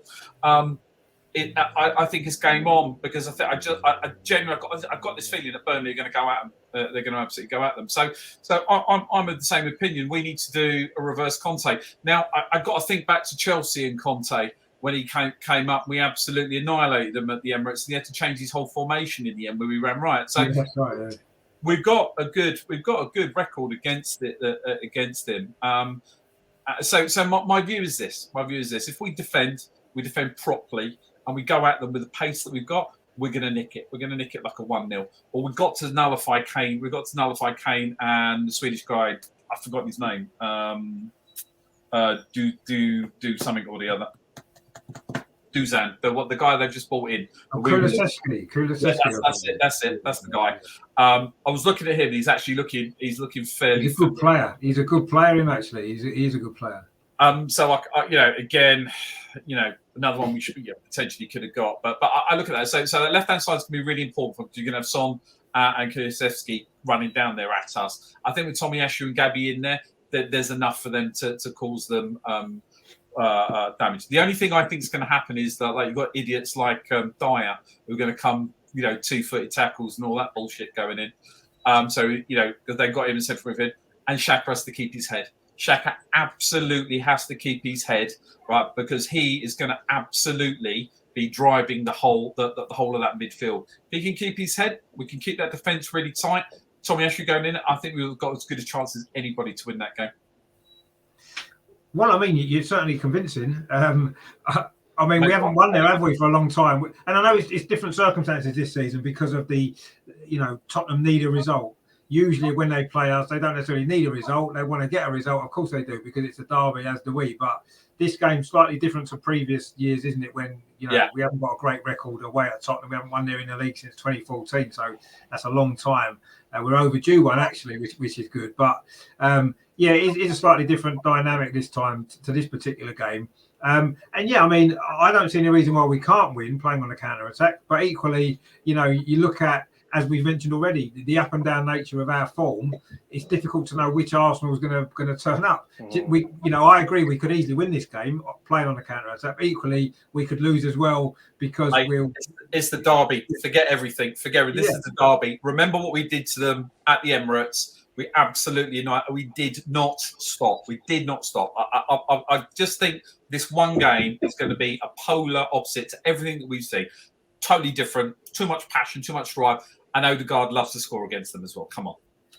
No, he does. And let's hope he can part one again. Actually, Shane's managed to find us on a different channel. Good evening, Shane. I'm glad you managed to find us. Finally, somebody's managed to find the show. I know it will go out on the normal channel afterwards. I'll upload it and put it on there. But Shane says, which team is under the most pressure, Spurs points-wise or us, for not being in Champions League for a long time? I'll be happy with a draw. I mean, I think I would be happy with a draw because at least it keeps it in our own hands, doesn't it? We win our last 2 games and we've still done it. Yes, difficult 2 games, but I mean, I agree. Actually, there is probably a little bit more pressure on us because we haven't been in the Champions League for so long. I mean, Tottenham have been in it quite a lot recently, so I'm not saying they want to lose out to us. Of course they don't, because that would be terrible for them, wouldn't it? So I think there is pressure on them as well, but it's a tricky one, isn't it? Because it's just a big game that's got so many different connotations for both clubs, isn't it? Because whoever doesn't make the top 4 this year, Tottenham wasn't in the Champions League last year either. It's going to be a big deal, isn't it? Whoever misses out this year for either club. I mean, Neil, do you think that there's so much pressure riding on this game? We have got a young team. Is the pressure going to be a factor, or do you think that we just might be quite calm and just play our game and hopefully get the result? I think the youngsters have got to believe that they've helped get us to the position that we're in, the opportunity to get to the Champions League. So I think that won't be a factor. I think they'll be up for it. I really do. But I think Steve pointed out something really very important: Xhaka and keeping his head. That's my worry. I was actually going to mention something about that as well. And Steve is spot on. If you know what Xhaka is, he wears his heart on his sleeve and he'll go in for those tackles, especially if we're struggling or we're being frustrated. He's got to be the true and total professional that day. He's got to do his job without losing it. He's got to be the inspiration. I know he's not the captain anymore, but I think he's got to be the one that the others can feed off. I really do, because if he loses his head and he gets sent off, we're in big trouble. We are really in big trouble. We'll do well then even to get a draw. So I think that's part of a big factor. But I don't think the youngsters will. I think they'll relish it. I think they'll really relish it, because at the end of the day, you know, you got the youngsters who want to be at Arsenal, to play for Arsenal. You know, it runs in their blood, and they probably want to get that one-upmanship on Spurs more than anyone else. And I think that will really like fuel their energy. So I don't think that's worry. But I think you guys have summed up how we should play. We should set up and let them come onto us, exactly what you guys said, and then we can counter them. Because if we try and go for it ourselves, then we are you know, we're going to expose ourselves to the likes of Son and the others. And you know, they do without. I don't want to tempt fate, but they always seem to score against us. Kane and Son, especially, it's just they're frustrating. Got to say, Son's a great player, but when he scores against us, oh God, I can't stand him. Yeah. And that's my worry. So I think yes, let's make sure we're tight at the back. We're very organised. Everyone knows their game plan. No one loses their head over silly things. If there's a little fracas somewhere, don't get involved. Don't do anything stupid, because that ref, whoever we got, you know, I'm sure they'll be lovely. They'll want to get the centre of attention, because the North London derby, and the ref will be on the spotlight. Oh, well, let me get the centre of attention. Let me wave our red card around a bit, and I'll grab the headlines. So we've got to be so careful of all of that, and just hit them on the counter. And we have got the players to do it. We have. I mean, Nketiah is full of energy. Martinelli was fantastic in that first half. The energy levels he had. I know what you're saying, Steve, about Smith Rowe, but you know, he can come on later on. And he can provide something. You know, Odegaard can weave his magic. We can counter. We've got the ability now, where we maybe didn't have it a few years ago, where we can do what we used to do, kind of like in the Wenger days, where we could move forward so quickly, string 3 or 4 passes together, cut the defence to pieces, and score a goal.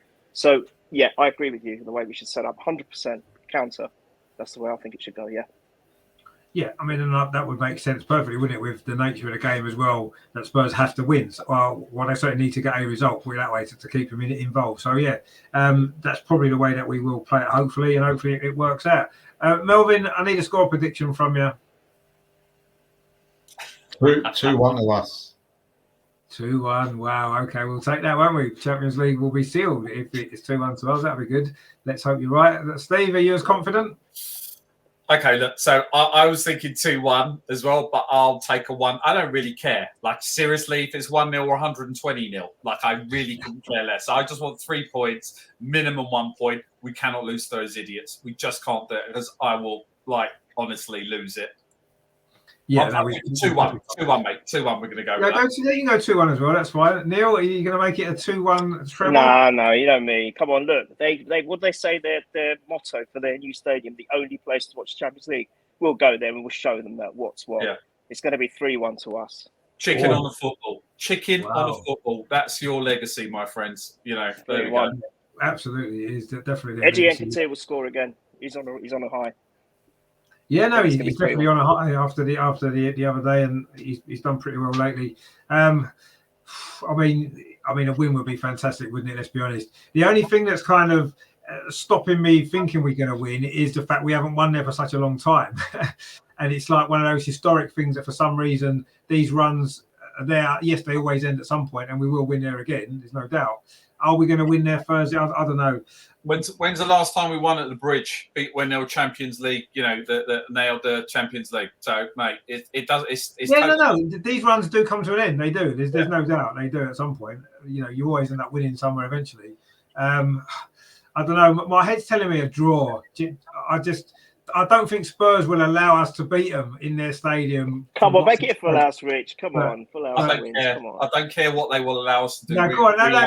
Okay, no, you're right. You've convinced me. I'll go on. I'll go for a 1-0. We'll sneak a 1-0. There we go.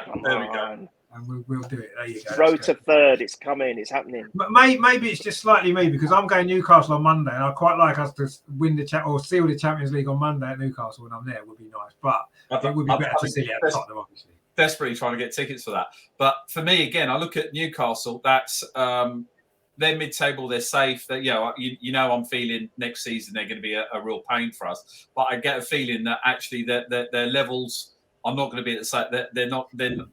I think we'll win there as well. Possibly not, but they're finishing the season well at home.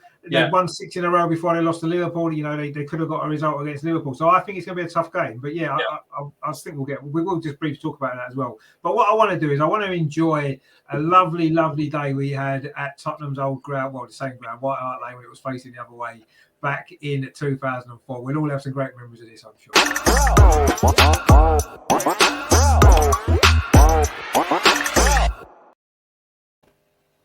I mean, certainly one of the best days of Arsenal supporters' lives, without a shadow of a doubt. Certainly of a certain age, maybe Melvin's got a few more memories, perhaps as well. But that's certainly up there with the best, isn't it? You know, yes, we didn't win the game, unfortunately, but we didn't need to. That was the point, really, I suppose. And you know, not only did we win the league at White Hart Lane for the second time, it has to be said, but the fact that we did it unbeaten was even better. The fact that we went there. We hadn't lost a game all season. They were desperate to beat us, to stop us winning the league, but to end that record as well.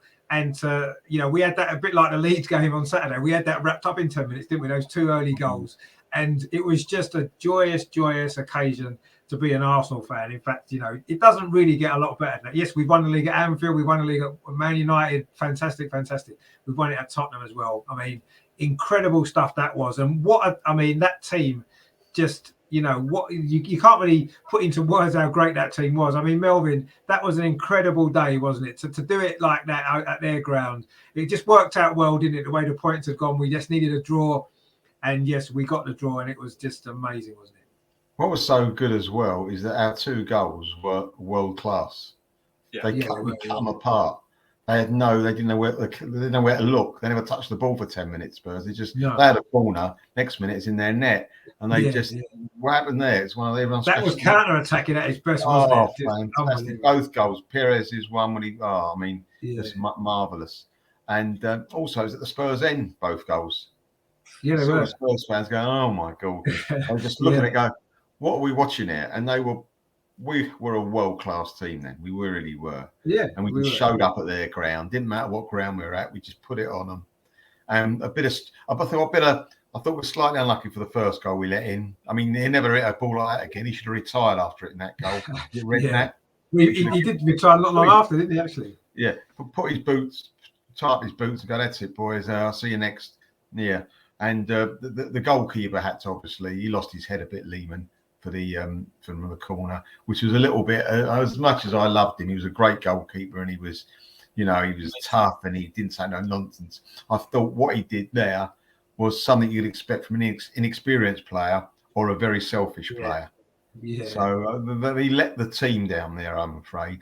Especially last minute as well. I mean, whatever he does to you, just say, I'll pick up my medal in a minute, mate. All right, King, pick up my medal. What are you picking up? The shirt? That's what I would have done. Looking all right in hindsight, but I thought, actually, I went to a do in the week after we won it at White Hart Lane, and I was at a table with 3 guys at a Spurs supporters, my brother-in-law and 2 friends of his that I know very well as well, and they were giving me grief. I couldn't believe it. I'm going, what's the matter with you lot? You must be very upset you never won that game. I said, I beg your pardon. They were laughing. God, you must. I said, hold on a minute. I said, are you in the real world? I said, you'd love to be in our position. Do you realise we won the league? Do you actually realise that? Oh, yeah, I would have loved to have won the game. Don't get me wrong there. The icing on top of the cake, I said, but when have you last been in that situation? When have you ever won a game at Arsenal? I mean, that's when the time that I've been won at Arsenal. Yeah.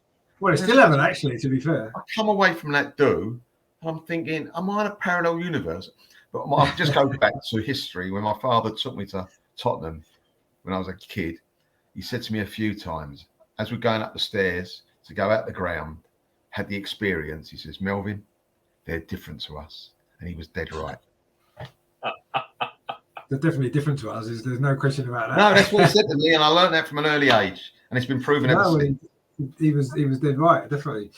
Shane's actually put his prediction in for the game on Thursday. He says 1-0 to us. There you go. That's good. Just hope it don't turn into a Mike Dean show. I hope we just turn up. I'm sure we'll turn up. It's just it's going to be a very tense night.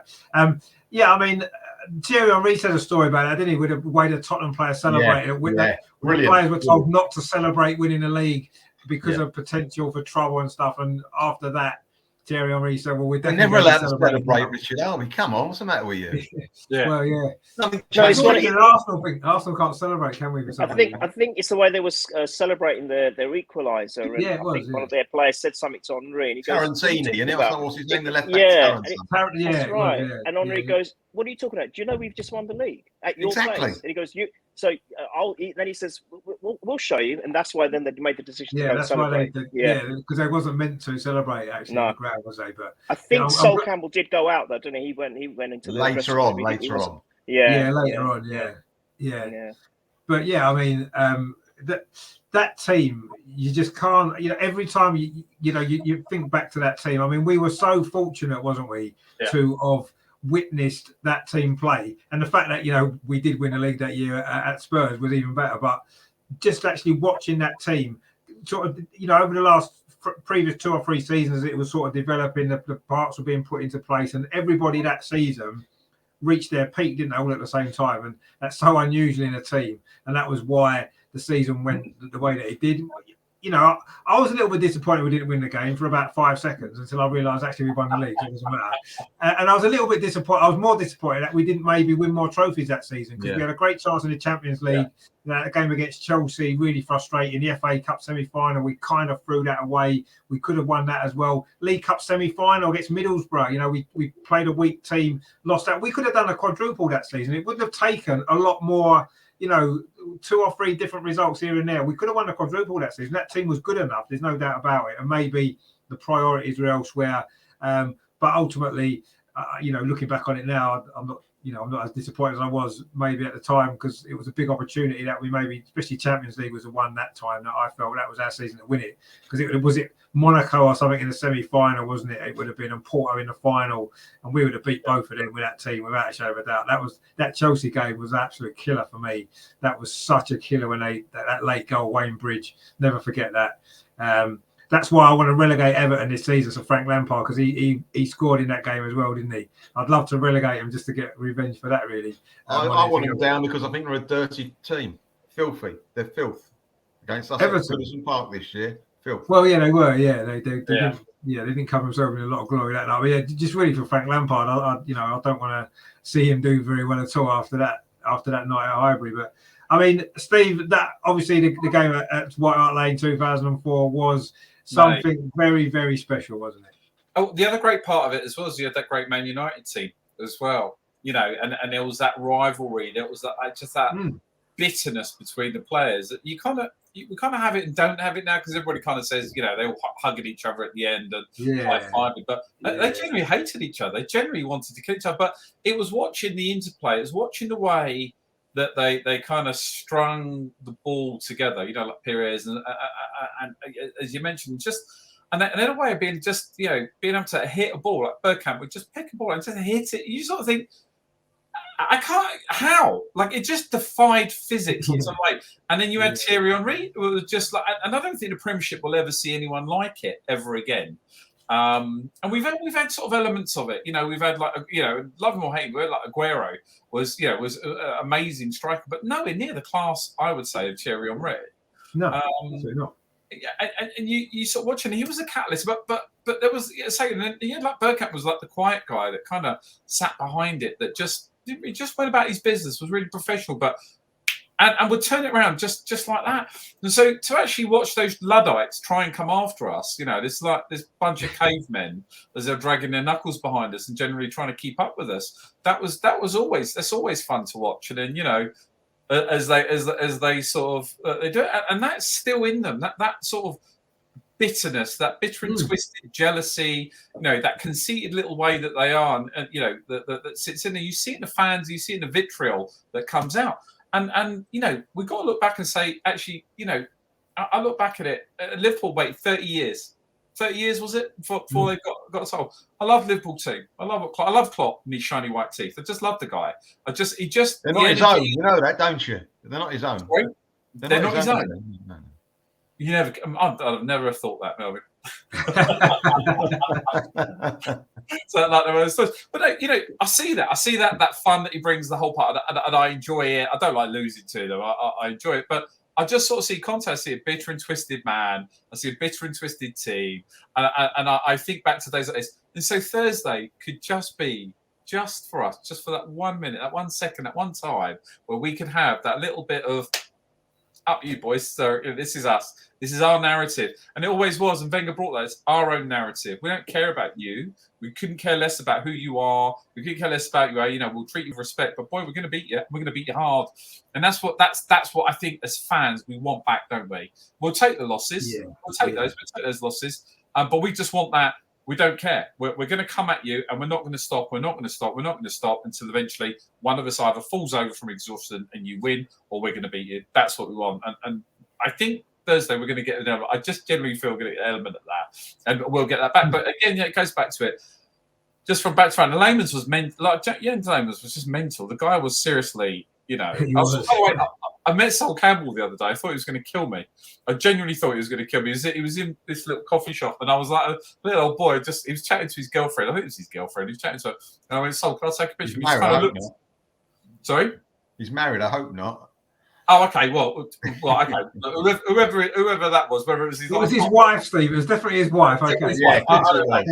Yeah. I saw he was sitting there, and I didn't realise just how big he is. Like, he's absolutely enormous. The guy's a man mountain. And I said, mate, can I have a picture? Just please, I'll buy you a coffee. And he was like, all right. Yeah, and then also he just smiled like that and took this picture. And then I just thought, imagine running against that guy. Imagine running at him and trying to get past him. It's just like no way. So it was, to me, it was a special time. That team just brings back those sort of memories. But look, we've got to move on. I think we've got to be positive. I think we've got positive about Thursday. It's our narrative. It's our time. It's our top four and our top three. Sorry, Neil, mate. Our top three. We got there, but again, you know, we've beaten. We went to Stamford Bridge. We beat the winners of the Champions League. That's what we did, right? You know, when nobody said, when I personally said we wouldn't do it, we absolutely battered Man U. Well done to Brighton, by the way. And I can't help but think, oh my God, if we'd have won one more game, we'd have been, you know, there or thereabout. You know, we would have done it. But look. Thursday's the day. We're going to recreate that. We're going to recreate that energy on Thursday. We're going to celebrate. And trust me, I'm going to be on Twitter with my buttocks hanging out, like, you know, if we win. That's what I'm promising everybody. No, well, I mean, that's even more reason to win, isn't it? That's it, yeah. You heard it here first. This is where you heard it, yeah, right now.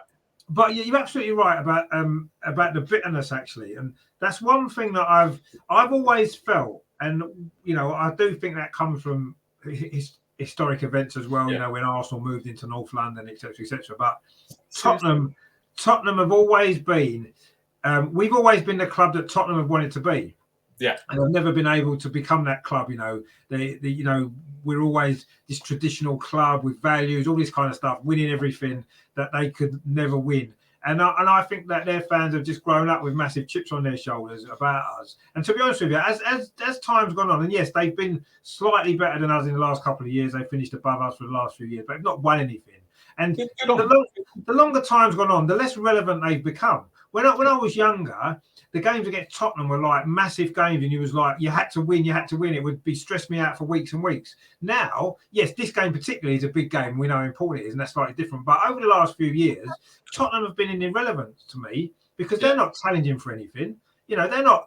I don't look at them as a rival other than geographically, because they're never rivals for anything, are they? You know, it's almost, we can laugh at them quite a lot because they are an irrelevance in football terms. You know, yes, they reached the Champions League final the other year, and we was a little bit concerned they might have won it, but luckily Liverpool sorted them out good and proper, which was good. But overall, they're a complete irrelevance to us because, you know, our aspirations are Liverpool, our aspirations are Manchester United, even Chelsea are our aspirations in a lot of ways because of the success that they've had. Tottenham have done nothing.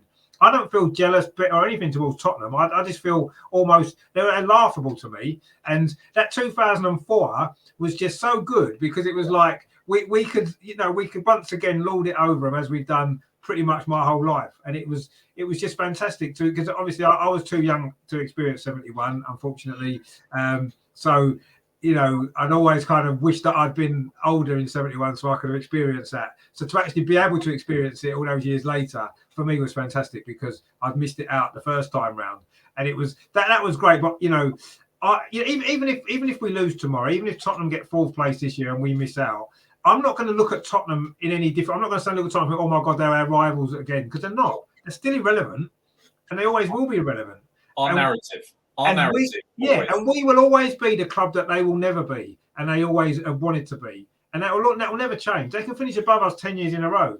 That will never ever change. We've got 13 league titles, 13.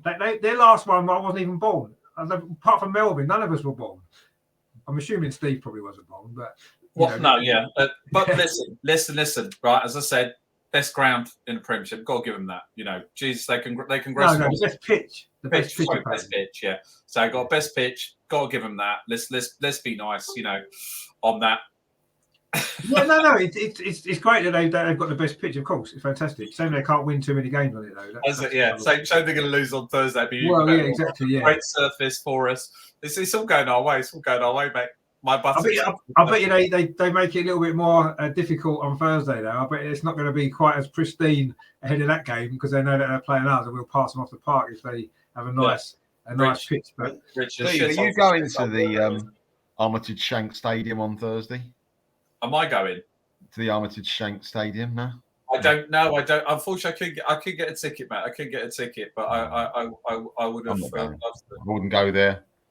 No, it's horrible. I have got a confession though. I have got a confession. So my last company I used to work for did all of the IT for that stadium, and I was offered box after box. They got a box set after box. I refused to go. Our CEO actually came over and we did a big event there. And I refused to go. I absolutely 100% refused to go. I know that's bitter and twisted and childish and pathetic of me, but the only thing I did want is I kept asking for a stadium tour because I want to get a picture of me with my Arsenal top sitting in the manager's dugout, but they never let me go. They never let me go. But yes, no, I'm not going. I wouldn't go. No, I mean.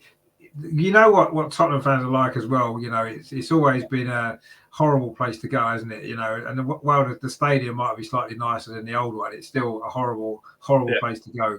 And it'll be even more horrible for them on Thursday when, like you said, when we beat them. I mean, Neil, what's your sort of best memory of 2004? And obviously, everything was great about it. Maybe apart from that goal at the end of penalty, but other than that, it was the perfect day, wasn't it? To win the league there finally again. To be able to experience it in our lifetime was just amazing. Exactly. I mean, it just what you said earlier, Rich, that we know you and I probably. I mean, I was 1 in 71, so I was can't remember much about it. I probably didn't even know what football was, to be honest. But to emulate that year was just absolutely fantastic. I mean, it was almost like I remember that era. I think I might have mentioned it before in one of the other pods that was on that I was lucky enough to come on here with you guys, and it was almost like it became the norm to win. Yeah, and because we were just experiencing some excessive. I actually feel, and now when I look back at it, I actually berate myself, thinking, why didn't I appreciate it more? Because what we were doing, absolutely, yes. What we were doing was so special. I don't think it actually sunk in because it was almost like a given. I remember when I used to go to the games with Melvin, you've met Mickey. I used to go with him a lot. And we would sit there thinking, what's going to be today? 4-0, 5-0. Everyone was like, not upset about it, but it was like, what entertainment are we going to have? Because we're just going to trounce these teams. And in fact, more often than not, that's exactly what happened. So that's the only kind of negative I can take away from it. But that's it. I mean, everything else, absolutely amazing. And I just love the fact that we were able to, we're probably one of the only teams in, and correct me if I'm wrong, because you guys know stats better than me, but you've got to remember, we've won the title at White Hart Lane twice. We've won it at Anfield. We've won it at Old Trafford. So we completed the treble, if you like, in that respect. I don't know how many other of the big teams can say they've won it. We also won it at Stamford. We also won it at Stamford Bridge in the 1930s as well. There you go. So look, we've done that. I think that's quite a unique thing. Yeah, but when we won it at Man United and we won it at Liverpool, they were going for the title at the same time, so it made it even better. Yeah, you're right. Yeah. Exactly. But when you go back to that team, Neil, that era, I remember because I used to sit at Highbury with Jerome, and I said to him on more than one occasion, Jerome, you better enjoy this because you will never see anything like this again. Yeah. And he'd known nothing else. All he's seen is Pires, Bergkamp, Henry. You can just go through the team. And he'd seen this football being played, and he was playing football himself then. And for him, that was the norm. And I just said, no, Jerome, enjoy it while it's there because it ain't going to last forever. No, I'm glad you had the foresight to see that. That's my one regret as well, Neil, that I don't think I really appreciated it as much as I should have done at the time. Because you do take it a bit for granted because it's so great and you can't see it ending. You just can't. And when it did end, and it ended quite suddenly, actually, after the 2006 Champions League final, really, it all came, we moved out of high and everything like that, and it all came crashing down quite quickly. But I'm the same. I don't feel that I appreciated that era as much as I should have done, because it was so good that we did just take it for granted. You're right. You turn up for games thinking, well, we'll have this game won by our past 3. We can get the cigars out. True. And that's what it was. Yeah, it was. It was. Yeah, it was. It was true. I remember we used to go and we would win games in the first half, and then we'd expect, we're going to win, get the record, we're going to break the record and get 11 or 12 goals, but then they wouldn't, because they would just take their foot off the gas, which they could do, because even then the other team couldn't touch them. That's how good we were. And but there was just so many nice things. I mean, I know you guys said that Lehman lost his head. I loved Lehman. I really loved him. I thought, not for his career, just that time he made a big mistake. Oh God, yeah. I mean, obviously, it would have been bonkers. Beautifully bonkers. He was crazy. Perfect. That's it. That's the way to describe him. I mean, I just thought he gave us a different dimension in a lot of ways. And he lost his head at times, and we thought, what are you doing? But God, I love the fact that he was probably the best possible replacement we could get for Seaman at the time. He really was. 100%. And they were big boots to fill. I mean, Seaman was amazing, but I think he was probably the best one. And not forgetting, we also, I always like to mention Alex Meninga, because when he stepped in, when he had to, I know it's a different year and different season, but he done a great job for us when he had to step in. Yeah. So we were lucky in those areas. I just don't think we fully appreciate. I think it's like everything came together correctly at the same time. Everything that possibly could. It did, all the signings that Wenger was making, they just turned to gold. It was like literally anything he touched turned to gold. All these players, who the hell's that? Who's that? Vieira came from the reserve league for AC Milan, wasn't he? He couldn't even get into the. I don't know where he was. He wasn't in the first team, and he turns out to be one of the best players that the Prem's ever seen. I mean, it's just incredible what Wenger. Just anything he did touched, turned to gold. So I mean, just fond memories, as you will know. I mean, just brilliant. And like you said, I think we will do well to get anywhere close to that ever again. And we were fortunate to be alive to see all of that, for sure. We were, and I'm just a little bit disappointed again that I didn't appreciate it at the time as much. I mean, you sort of do, because obviously it was fantastic. So we did enjoy it, but I didn't feel as though I really took it in enough. No. I remember the last game of the season against Leicester in the Invincible season, and we just created that little bit of history that was probably never ever going to be done again. No. An unbeaten season in the Premier League, 38 games in a season, not losing any of them, and it was an amazing experience, an amazing moment. But even then, I don't feel as though I was like, I knew it wouldn't happen again, but it was, I don't know, I didn't feel as though I really appreciated it exactly for how great it was, because it was almost expected of that team, because that was such a great team, wasn't it? And, right. Yeah. And I think why shouldn't they win every game? Why shouldn't they go unbeaten every game? Yeah, exactly. No, you're right. Yeah, I mean, Wenger said it the year before, and everyone laughed at him and said that's impossible, and it wasn't impossible, because we had a team that made it become a reality. And it was, I mean, that team will always be, and I know people say, the Man City team have got 100 points, or the Liverpool team. No, sorry. Right? No one, the Man United team that won the treble. No. No team in history has got close to that Arsenal team. No team in history ever will get close to that Arsenal team. That was, it's a one-off. And I agree, it was, everything in that season all came together. Everybody hit their peak. Nobody was off their form. We didn't get too many injuries. I know Vieira missed a few games, but Parler stepped in and done a job. And everybody, was at the peak of their game.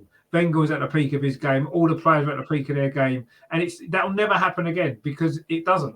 You'd always get, you get 2 or 3 players at the top, a couple coming up, a couple off form on the way down. But everybody was at that same point together. And Wenger knew it. That's why he predicted the year before we could do it, because he knew what that team was about, and he knew that they were all coming together at that time, and they were all at the right age, they all had the right experience, they'd won trophies before, they knew what it was about. We had 2 or 3 of the greatest ever Premier League players, obviously Thierry Henry, as you mentioned, Patrick Vieira, the greatest ever midfield player in history, I think. I don't think anybody better than him anywhere in the world ever, never will be. And obviously Dennis Bergkamp, who was just incredible. We had 3 of the greatest players ever all at their peak at the same time. It was just wow. Do you not also think that you know, in this, it's really funny sitting in a podcast as we sit in this podcast talking in this media obsessed world that we work in. Do you not think that team were just full of really amazing characters? Like they're all bubbly, they're all outgoing. They didn't really particularly care about what they said or what they did and the way they acted. And yes, there was a media presence, but the days of Twitter and Instagram and all that bullshit, you know, that goes in. When I look at, like, to me, one of our best players, Thomas Partey, and I hope to God we don't get rid of him and he can have an injury-free season. He's really quiet. He doesn't really say very much. I know he does a lot of tweets and Instagram and stuff like that. But when I look to the Invincibles, all of them, they were a nightmare. It must have been a media nightmare because you had such strong characters, such funny people that were in there, joking and laughing. So I'm not saying that our footballers don't do that, but I think it was just their attitude, the mindset, and that is what.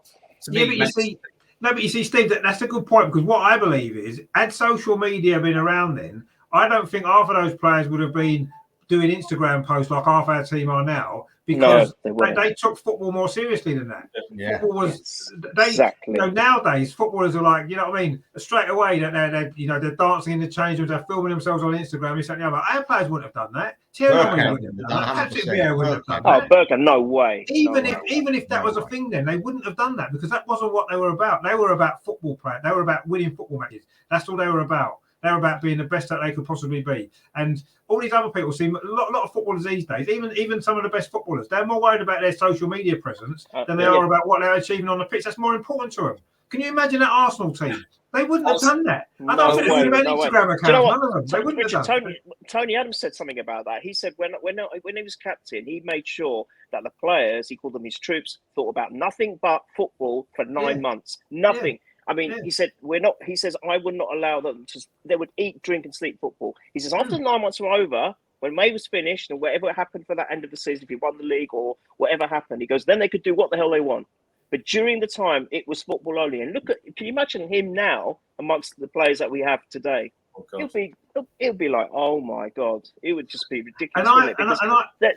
I think that's why a lot of those old Arsenal players haven't gone on to be successful managers. I think that's the reason, because their mindset, they wouldn't be able to handle these younger players now that are on their phones all the time, that are getting their social media stuff. You know, I mean, I know Vieira's becoming a good manager, but a lot of those players haven't. I mean, Bergkamp never really became a manager, has he? No. You know, Tony Adams didn't really make much of a manager, did he? You know, and all those big characters, Sol Campbell hasn't made of, Henry. You know, great players, but they've got that. They had that mentality, and I don't think modern day footballers, they can't deal with them, because it's totally against everything that they believe a footballer should be doing, and that's why I don't think they've become successful managers. On a parallel, Richard, I was thinking about it just before we went off the subject. When you're talking about the signing of the contract with Arteta, it worries me that it might have been done for Amazon. They're putting the dog, the tails wagging the dog. Forgot about that. Oh, yeah. That's a good point. Yeah, that's a good point. I mean, imagine if Amazon just completely messed up everything. You can see that cheesy thing. Just as he signs it. Yeah, you can see that cheesy smile. So that is. Oh, man. Think of that. Oh, Melvin. I don't know if I've got a weak mind or whatever, but I'm just. You know, no, you might be right. Actually, but there's been a lot of strange things this season that's happened that you'd think that's not an Arsenal thing to do, and it happens to be the season that Amazon are filming and paying us a lot of money to film. But Odegaard came out and went mental about it, didn't he? He did actually put a tweet out. Funny, as we're talking about that, we sounded like miserable old gits here. But Odegaard put a tweet out that turned around and said something like he's sick and tired of the Amazon people wandering around. It's a bit distraction. It is a big distraction. Yeah, it is. And I wouldn't be surprised if what Melvin said there could have some sort of truth to it, because there does seem to be some strange things have happened this season. And it's like a lot of these reality shows are not reality shows. They're told what's going to happen. It's just their reactions are real, maybe, but they're told what's going to happen. They're told what to do, and this is going to happen to you. And it's almost like that's what this season has been like. You know, I don't think Amazon necessarily would have wanted us to have been challenging for the top four. I think they'd have rather we. Exploding in turmoil. That's what they wanted at the beginning of the season. Amazon probably wanted. Of course. They wound Aubameyang up to get rid of him. That's what they did to create a drama there, because they wanted it to affect the club. And true, we seem to have got round it all. But anyway, it is quite an interesting point, that Mel, because I wouldn't be surprised if they've got a bit more influence than we assume. When you look at some of the other ones that went on, the Tottenham one, for example, there's a lot of drama went on that time when they were filming there, didn't they? With Mourinho and what have you, Dele Alli and stuff like that. So I wouldn't be surprised. But anyway, I mean, we'll see what happens when it comes out. But I'm sure apparently they did a big feature on how good the pitch is down there. Apparently. Just one quick one, actually. One quick one, and I wanted to put a shout out to West Ham.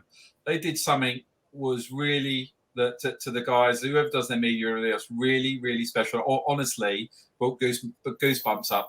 They did a video to some quite nice music to all the fans that had passed through the season at home, and it was honestly, I wish we'd do something like that. Got to say to West Ham, if there's if you've got any followers or whatever, no, West Ham it honestly brought a lump to my throat. As they did, they went for each fan, but it was just really, really nice touch, and everybody clapped all the way through. Like whatever and that goes back to, I think, the bitter and twistedness and bullshit and everything else that goes it. The reality is we're just human beings. It was just such a beautiful thing to watch. Actually, I can help but stand up and clap. They didn't get much publicity. Where was that? A match of the day or something? No, that was at the stadium itself. So they had a section. Where did you find out about it? Oh no, I went to the game. I was there. Oh, so I was at the West Ham Arsenal game, was it? Yeah, West Ham Arsenal game. Sorry, no, not ours. No. So it was out to West Ham. So they got all the West Ham fans that have passed through the season. I think it's something that we should do. Our last home game of the season, we should definitely. Won't happen in time. I know now, but it was an amazing tribute to all the fans, because ultimately, as we've all said, and I think we've gone through it time and time again, players come and go and all the bullshit that goes with it. It's the fans that the unity, when we're all shouting and screaming together, on those terraces and doing whatever we do, like, grown men hugging grown men like we always do. We're the only constant, not just our fans. Correct. The fans at the club, they're the only constant that clubs ever have. Only constant that they have. Nice Everybody touch. else comes and goes. Really, really nice touch. It is a nice touch. That's brilliant, actually. I'm full fair play to West Ham for that. Shane in the chat there says, you guys are so lucky to live close enough to attend so many great games. I envy that. What? So it's many 2.5 hours each way for me. Yeah, it's a long way from me now. Where do you live, Shane? Where's Shane live then? Shane's in Ireland, isn't he? Fine. Yeah, Shane can come over and stay with me. Can come on a 5-hour road trip. I'm sure we need to get him to a few games so he can enjoy some great moments that we have. Richard's in the chat as well. I'm glad you managed to find us on a different channel tonight. He says, hi Richard, saw the women win at Dagenham. It was full of Arsenal fans. Could say, no, it did look like it was full of Arsenal fans. A great game, just unfortunately wasn't enough. And Richard says, young kids were busy shouting Irons and Arsenal throughout the game. Yeah, I mean, it was a lot of Arsenal fans. It was a bit of a takeover, wasn't it? We could have won the league, but we didn't, unfortunately. But maybe next year. But yeah, I mean, that was obviously 2004. We did win the league, and that was fantastic. And we did it with such a great team and did it at such a nice place to do it at as well, which was great. So yeah, great memories. And they're the sort of things that I want to experience again, before it gets too late. I want to be able to experience them again at some point. And that's what frustrates me sometimes. Rich, get a violins out, mate. Come on. Rich, you will. Trust me. Believe. No, I want to experience them at least one. I want to experience winning the league at least one more time. I've seen it a few times. It's been great, but I'd like to see it one more time, maybe. But we'll see what happens. Obviously, before our next show, we have got another game, of course, on Monday, which again is difficult to look too much into that because a lot of that's going to depend on what happens on Thursday. Of course, if we win, we're in the Champions League, and the Newcastle game will be not irrelevant, but it won't be quite as important, will it? So that will put a bearing on it. But if we still need a result against Newcastle, it might be. So we just have a quick look.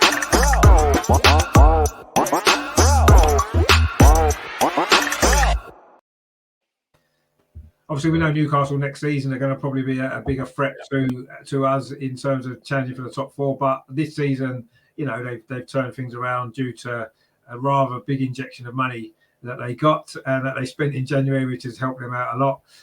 But from our point of view, hopefully this game won't matter in terms of a result, and we can just enjoy it and hopefully win it as well. But I do think that a lot of it's going to depend on what happens on Thursday, isn't it? Really, ultimately. Yeah. The result of Thursday is going to determine what the Newcastle game is. Is it a game we have to win? Is it a game we can just, put our feet up get the cigars out, and who cares kind of thing. But I mean, Melvin, what you kind of think? Obviously, El Neni did get that great goal last season, didn't he? Actually, his first Premier League goal. In fact, his only Premier League goal. I think he scored for us, and it was a great goal. It would be typical for him to turn up with another one of them, wouldn't it? Actually, on Monday, maybe. I don't think the word would be typical for him. No, no, but I mean for him to do it again at that same ground. Listen, he deserves a goal the way he's been playing the last few games, last 4 or 5 games. He's been absolutely outstanding, El Neni. But it's going to be, I think, whatever the result is against Spurs, it's going to be a tough game against Newcastle, whether we need to win or draw or don't need anything at all. It's going to be tough. If we don't need to do anything, we'll have our minds on something else. If we're actually through, we'll probably get beat anyway. And if we need to win, because we got beaten by Spurs, we'd be under so much pressure, I feel like we might falter there as well. All about confidence with us, isn't it? We seem to lose a game and then heads go down. So I don't really know. I know we've got to talk about it, but I'd rather. I've got all my energies on the Spurs game at the moment. Really, be honest with you. No, we all have exactly. We all have. And it's just... Let us win. Yeah, let us go there. Let us not have to win, but let us win anyway. That's what I say. Yeah, I mean, I think that's the thing. Let us not have to win. That's what we want. We don't need a result there. That's the ideal situation, I guess. Although I say, because I'm going, it'd be quite nice if something rested on it, just to make it a bit more of an exciting night. If we win, it'll be a great celebration and stuff like that. But yeah, ultimately, let's hope we don't have to. I mean, Steve, as we said, probably Thursday's result's going to, that will determine what happens on Monday, won't it? What team we put out, how we approach the game, and everything like that. We're going to win on Monday. I'm telling you now, we're going to win on. I feel more confident about Monday than I do about Thursday. Genuinely, I know they've been playing particularly well. I know they've got Wilson back, they've got Trippier back. I just think with too much, there's be too much for them. And I said it's the first time I ever came on this podcast. I said to you, mate, next season we got to worry about Newcastle. That's where the money's going to be. They're going to go through. But I genuinely believe we're going to win on there. And I think actually the game that I'm, the game that's going to be a problem for us is the Everton game, because I think Frank's going to set them up ready to beat the living daylights out of us at every opportunity they can and on it. So let's just win on Thursday. Let's dig up that pristine football pitch that they've got with their silver medals for. And then let's just go through and not worry about it and just win these last, because as we're sort of seeing, right, saying third is a possibility. So we got to take every single game. We've got to win every single game now. There's no messing around. This is the one time if I could get in that dressing room and start shaking everybody by the neck, except for Xhaka maybe, because he'd probably beat me up. But we've got to win. We just got to win the next 3 games. We've got to do it and not mess about. And come the Everton game, we have got to absolutely just sing our hearts out. We've got to make it an amazing, our fortress. It's got to be amazing for that last game of the season. No, it has, yeah. And I mean, like as we just put in the chat there, we could get third with 3 wins. Yeah, I mean, you might have missed it earlier. Neil's already said we're going to finish third. So, Neil's very confident. I mean, Neil, obviously, the Newcastle game, yes, if we've beaten Tottenham, third place is still a target to go for, isn't it, I suppose, anyway? And we can try and win the last 2 as well to possibly get third place. I think it is important. If not, it might become even more important, because you've got to remember Chelsea are playing Leeds away, right, tomorrow, is it? Yeah. And they're going to be focused on the FA Cup, I believe, for Saturday or whatever. So, and Leeds are fighting for their lives. So there's a good chance Chelsea could drop 2 points tomorrow. If that happens, we beat Spurs, we go 2 points ahead of Chelsea, and then getting that win against Newcastle is equally important to try and get that third place. And for me, both games are equally as important, but of course, one game at a time. And all the focus and all the energy is definitely on probably what is going to be one of the most important North London derbies for a long, long time. Yes, that has been. So It's so poignant, it's so significant, and it could really change our fortunes going forward for the next 2 or 3 years. I think if we can get that win, seal Champions League, it could turn. We were talking earlier about Arteta, and if we get Champions League, we're going to get overrun by magnificent teams in that competition. But also, it could work the other way as well. It could really buoy the whole club. We could get some really good signings in the summer, and who knows? Who knows? We could even have a good run in it. So I think it's so significant. I think Newcastle. I think a lot depends on that game for me. Even irrespective of what the result is against Spurs. I mean, if we get the win, I think Chelsea are going to drop at least 2 more points in their last few games. I really do, which gives us the opportunity. If we win all our 3, we've got that 3rd spot. Well, you heard it here first. Arsenal going to finish 3rd in the Premier League. There you go. We would have gone from 20th after 3 games to 3rd after 38. There you go. It's happening, believe. It'll be the biggest rise ever in Premier League history, won't it, from that point in the season? But we'll wait and see what happens. I mean, let's just get Thursday out of the way first. Yeah. I mean, I can't really think about Monday's game yet. No. Thursday's still hanging over us as it is. So I am doing a show on Sunday, actually, with a Newcastle fan looking into that game. That'll be Paul from the Toon Review. That's going to be good. But, yeah, until Thursday's out of the way, I can't really think too more ahead of that actually at the moment. So we'll perhaps leave that one there for now. And obviously we'll look back on it next week as well. Hopefully 2 good wins will be nice, but we'll see what happens. A big week coming up for Arsenal, of course, as we know. So that's another Tuesday clip. I say slightly different channel live anyway tonight. And I know a lot of you probably didn't find it because we haven't had too many comments in and not too many people viewing live. But don't worry, I will be putting it on the normal channel. Once we've finished, I'll download it and put it back on the normal channel. So you will be able to watch it back on there as well, which will be good. So anyway, that's the show done. So Melvin, anyway, thank you very much for joining us again. Hope you've enjoyed the show. Yeah, really did. Yeah, really did enjoy it. Cool. Yeah, just to worry about Thursday now. But, yeah, we do have to worry about Thursday, but not yeah, really enjoyed it. Thanks again. Nice to be with the Stephen Neal again. That's nice. Good half-back line. Oh. So no, really nice to be with the boys again. That's good. No, really enjoyed it. Thanks, Richard. Appreciate it. No problem at all. Obviously, we'll be back next week again, I'm sure. And Steve as well. Thanks for joining us again. Hope you've enjoyed the show as well. It's really nice to be with you, distinguished gentlemen. Again, sharing platitudes of each other and going and looking forward to us absolutely kicking that chicken clean off that ball on Thursday. I cannot wait. I can't wait. I'm going to wet myself with excitement. You heard it here. My buttocks will be on Twitter if we win. That's done. That's done, guys. Good. No, that's well, we look forward to that. Definitely. That'll be good. We pass the watershed. Are we past the watershed yet? I think yeah. I might have to Photoshop it heavily, to sort of bring it down. There'll be a lot of Photoshop, but it'll be fine. So much information. No, that'll be fun. We look forward to that. And Neil, of course, as well. Thank you for joining us tonight. Have you enjoyed the show as well? Oh, tremendously! I've really, you guys have made me chuckle, and it's been. I know we've got a very serious game coming up, one of the most important in ages, but you guys have really lightened the mood tonight for me, and I'm an honor, like you guys were saying, an absolute honor. Thank you always, Rich, for having on, and great to share it with Steve and Melvin. Just brilliant. And Melvin, lovely to meet Jerome as well on the weekend. That was nice, lovely lad. Yeah. And Richard, I love your JVC away shirt. I love that. Oh, in the background, I love it. Yeah, it's one of my favourite ones actually. I've got that one.